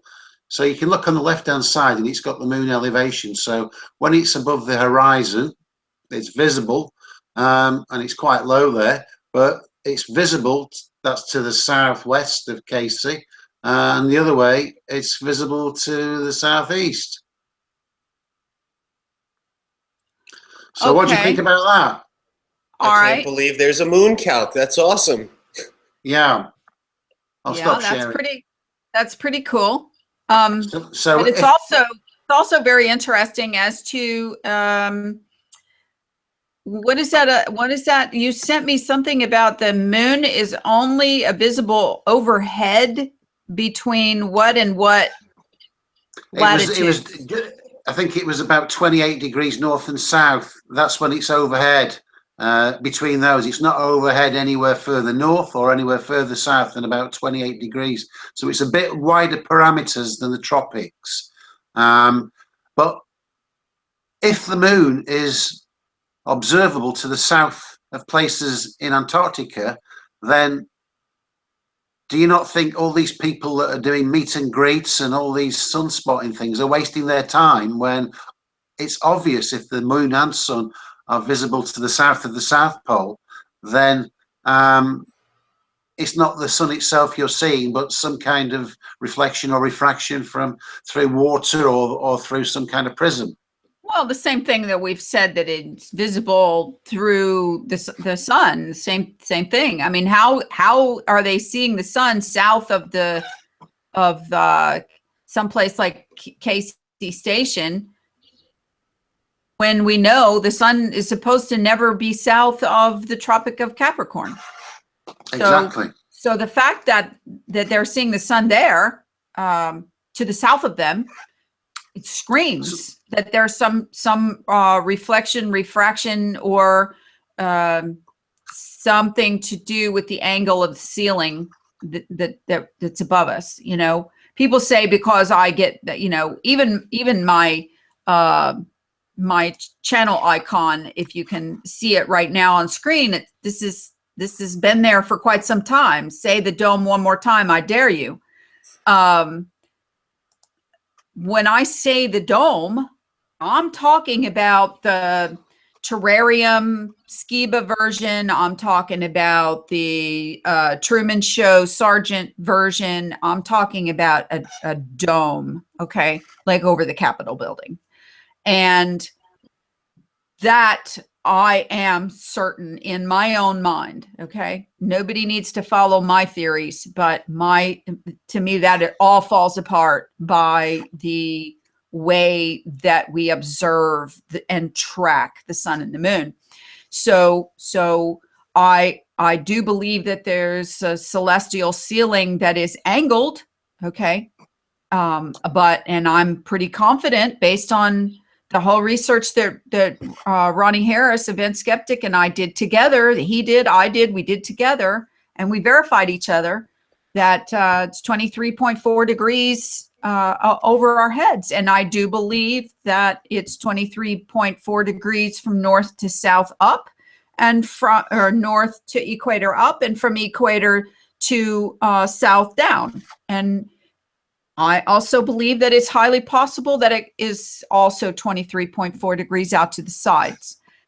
And, you know, people ask repeatedly, where did you guys get stuck on this diamond map? I mean, they didn't follow how we got there. And we've recapped it 100 times on multiple shows, but for the sake of recapping it one more time, based on all the data that Lawrence collected, and I backed it up and verified, that the continents are where they say they are, within a few 100 miles of each other, and the perimeter of the oceans and the scale of the distances between everything led to the diamond. And we did not make the map. That is called the Calignan map, or Collignon map, made by a regular map maker or cartographer who created this map based on the globe. But the globe is based on the flat Earth. So the flat made the globe, and this guy, I think accidentally or on purpose, reverse engineered it back to the flat. Okay. And so from that point on, when the math and the data and everything matched up, that's when we progressed to the next level. But we had a big hurdle to jump over, and that hurdle was Pac-Man. Now, we use the word Pac-Man for no other reason than it is a quick and easy explanation for how Pac-Man goes off one side and immediately comes back on the other, okay? We don't believe that the sun is a little Pac-Man, or the moon. And we don't believe that the Earth is just this diamond and this diamond only. We have no beliefs based on any cosmic characters, okay? What we do believe is that you add the concept of going off one side and coming back on the other, instantaneous with the fourth dimension, which is time. That is where we have so far arrived at the direction that we have been taking. And why are we still stuck on it? Because we have not been able to debunk it. Why do we pursue this area of research? Because until we can, we have no reason to move over to something else. Why reinvent the wheel when so far everything you've been lining up and questioning and testing and observing is saying this is at least the way the physical continental shape of the realm is before it goes through time. Okay? So if you can just imagine a diamond going this way in perpetuity, then that's, and people say, no, now you just said that we're moving. No, we're not moving. Time is. Okay? We didn't move anywhere. We're just stationary right here. Time is passing. That's the loop. That's Pac-Man. So I've got a question for John. Okay. John, question for you, mate. The sun and moon. So based on all the work that you've been doing, would you say that the sun and moon are A, within our realm, B, outside our realm, or C, both inside and outside at different times of the realm? C. Both. Yeah, C, for sure. Yeah, both in and out. Yeah. And I wouldn't say that either of those boths are physical even. So yeah. I think they're both probably refractions. The last video I put up, I tried to I tried to be as delicate as I could with the sun and the moon and the colors that I chose to portray them in. But my thought is that if this is sort of the bireflection, birefringence, whatever you want to call it, is that perhaps that has something to do with the idea of Rahu and Ketu. You have the sun and the moon, and then you have the reflection-refraction of the sun and the moon, which are interplaying and crossing, and which is why you probably see eclipses in one part of the earth when you don't see them in the other part of the earth, and only at certain times. And if all if it's basically sort of like a spirographic effect, then that's easy to map out. I mean, that would be one thing I would say. That's why they know when all the eclipses are, when the solar eclipse, lunar eclipse, the other eclipses, the red color, the blue shift. I don't know. I would go with C, Lawrence. Your questions. Okay, John. So I think we should show your latest video because not enough people have seen it. This is some of the best work out there. People are not seeing it, so I'm going to play it now. In fact, every time we have the show, I'm going to put any videos that you've run on the show. So careful with the music. Careful with John, Lawrence. Music, please. Before you start it, to mute it. Mute the video. Okay. This way we can talk over it as well. So. Okay. Yeah. Just a minute. You can play the video, screen share, and we'll let John explain what we're seeing. So, just like that right there. Why do you always hold your hands over your face?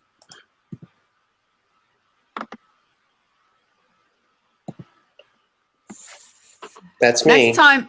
That's Next the time, track. have it ready, Lawrence. Talk about dead air. Okay, so this is time and date with the satellite footage, and you can see the sun and the moon. This is actually occurring at half-hour intervals. So it's going from 00 to 0030 to 01 to 0130. You get the idea.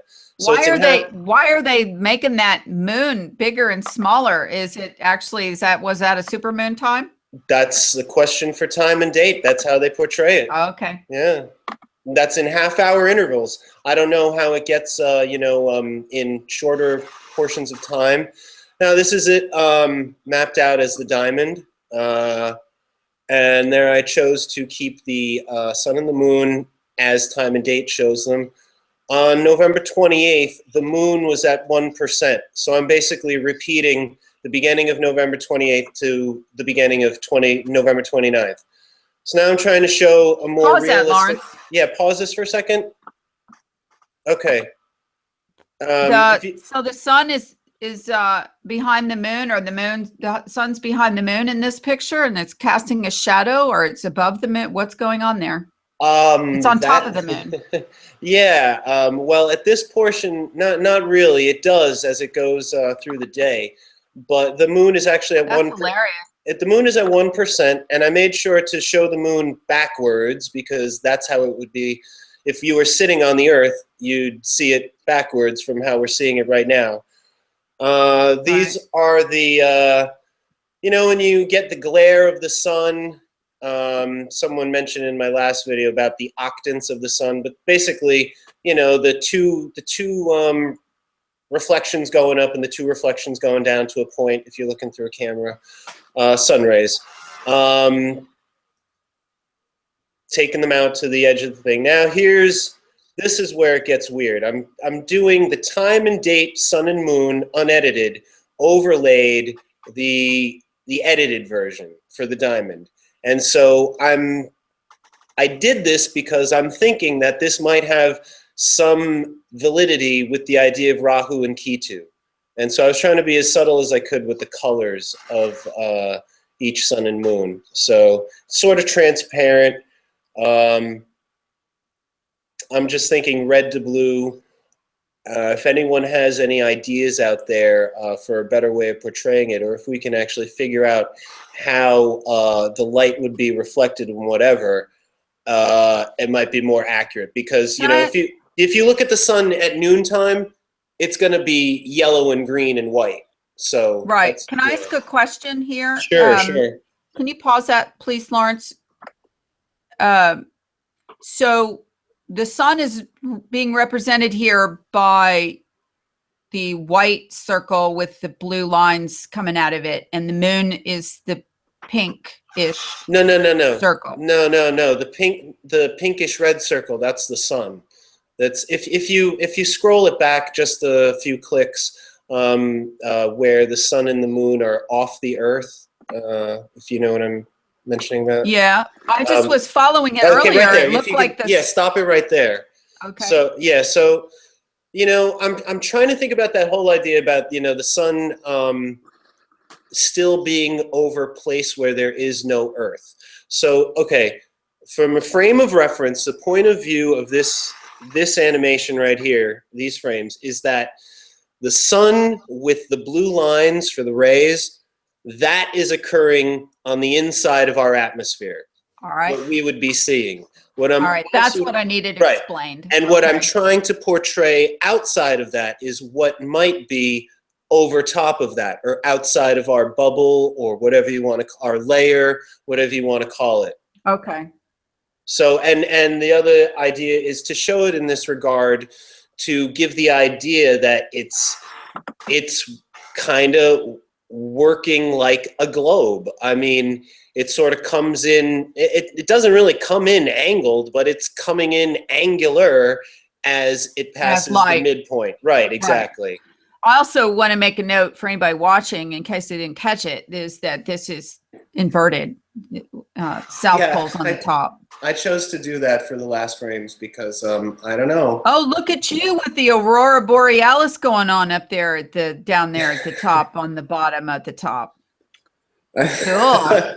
I'm trying for nice realism. Effect. Oh, Yeah, thank you, nice thank effect. you. And the one at the south. Oh, there's the Australis.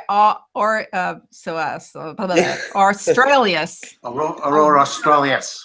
Yeah. Okay. Nice work, John. Very interesting. Yeah, nice one, John.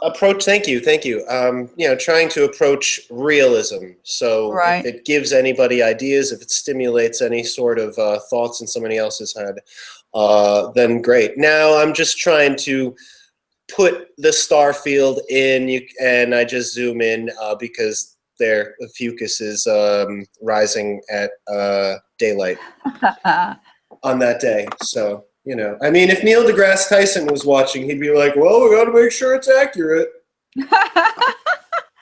That's awesome. So, well, and it's all progressing slowly by, us talking about it and triggering you as the animator to include other ideas and to try to speculate, I guess, for lack of another way to say it, if then, sort of that if then thing. If the sun's on the outside, then is this what we would see?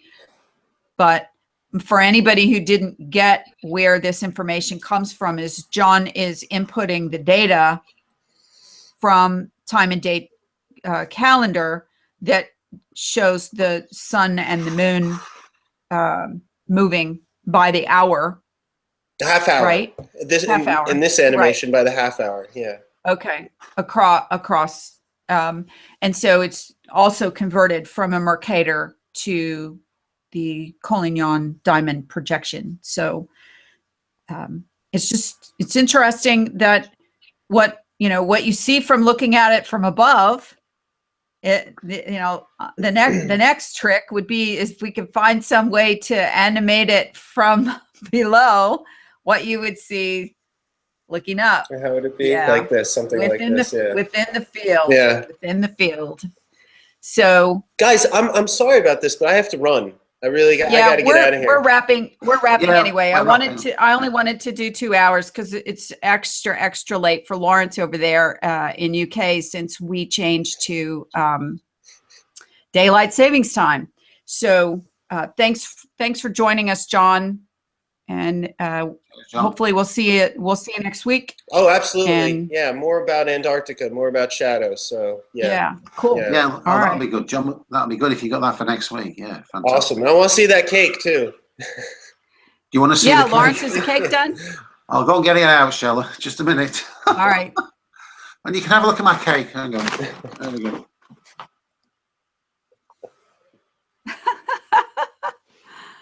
Oh boy, he's something else.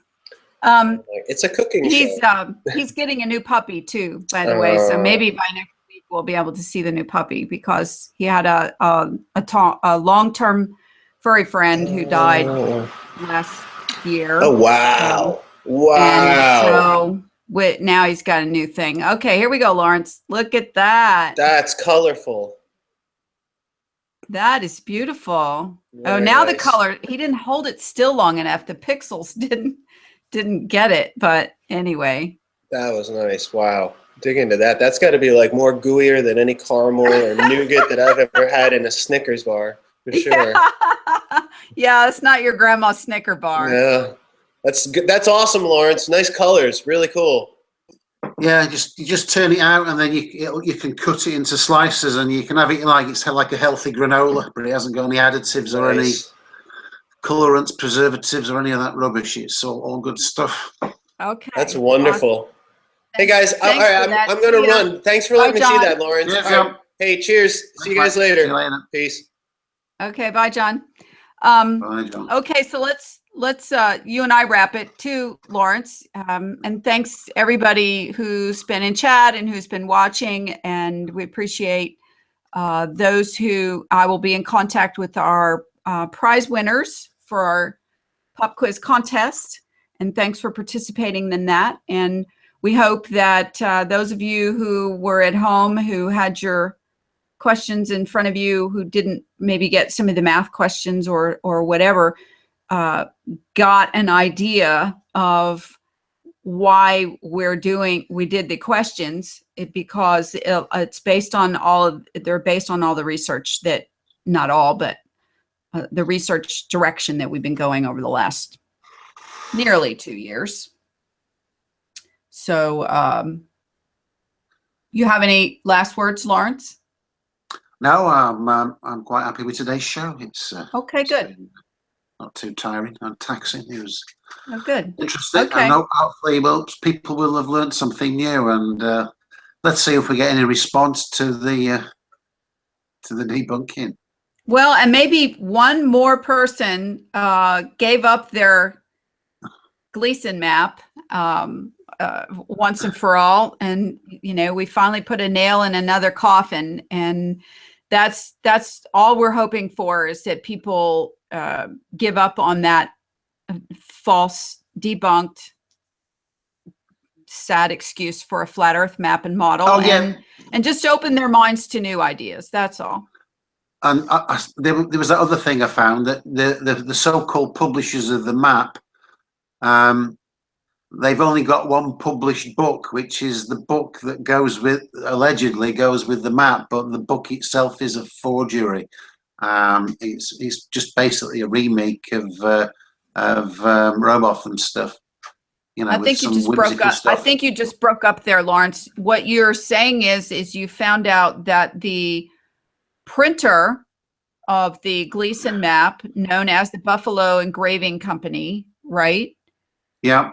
Only printed one other thing, and that was the book called, what is it? The Robotham's book? Or no, it's actually Gleason, not Gleason. Is the Bible Robot. from Heaven? I think it was called "Is the Bible from Heaven? Is the world a globe? Earth a globe?" Or something like that. Is the Earth a globe? Is the Bible Right. from heaven?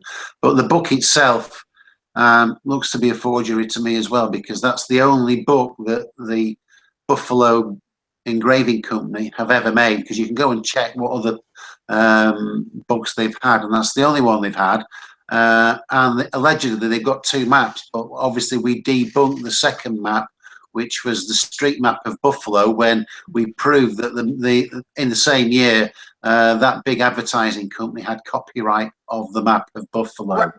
Rand McNally Corporation, That's right. which is the biggest map maker in America. Yeah, correct. And then we got a response within a week of them bringing out the modern book, where it was modern on the front and modern for everything in the content. So it's obvious that actually they created that creation, the printing of an old book called the Modern College, but it's actually called Morden, but they printed the book with the name Modern on the outside and Morden on the inside.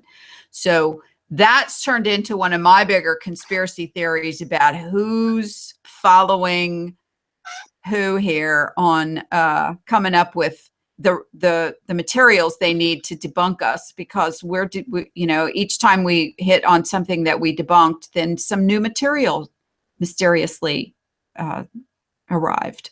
So anyway, thanks. We'll see you next Wednesday, everybody. Yep, and thanks for those who joined us, and thanks to those who share this video with others. And thank you to our podcast listeners. We never really say a whole lot about that, but we appreciate you downloading this on podcast and listening also. So we'll see you next Wednesday. Good night, everybody. Yeah, good night, Lawrence. Good night, folks. Good night, Laurie.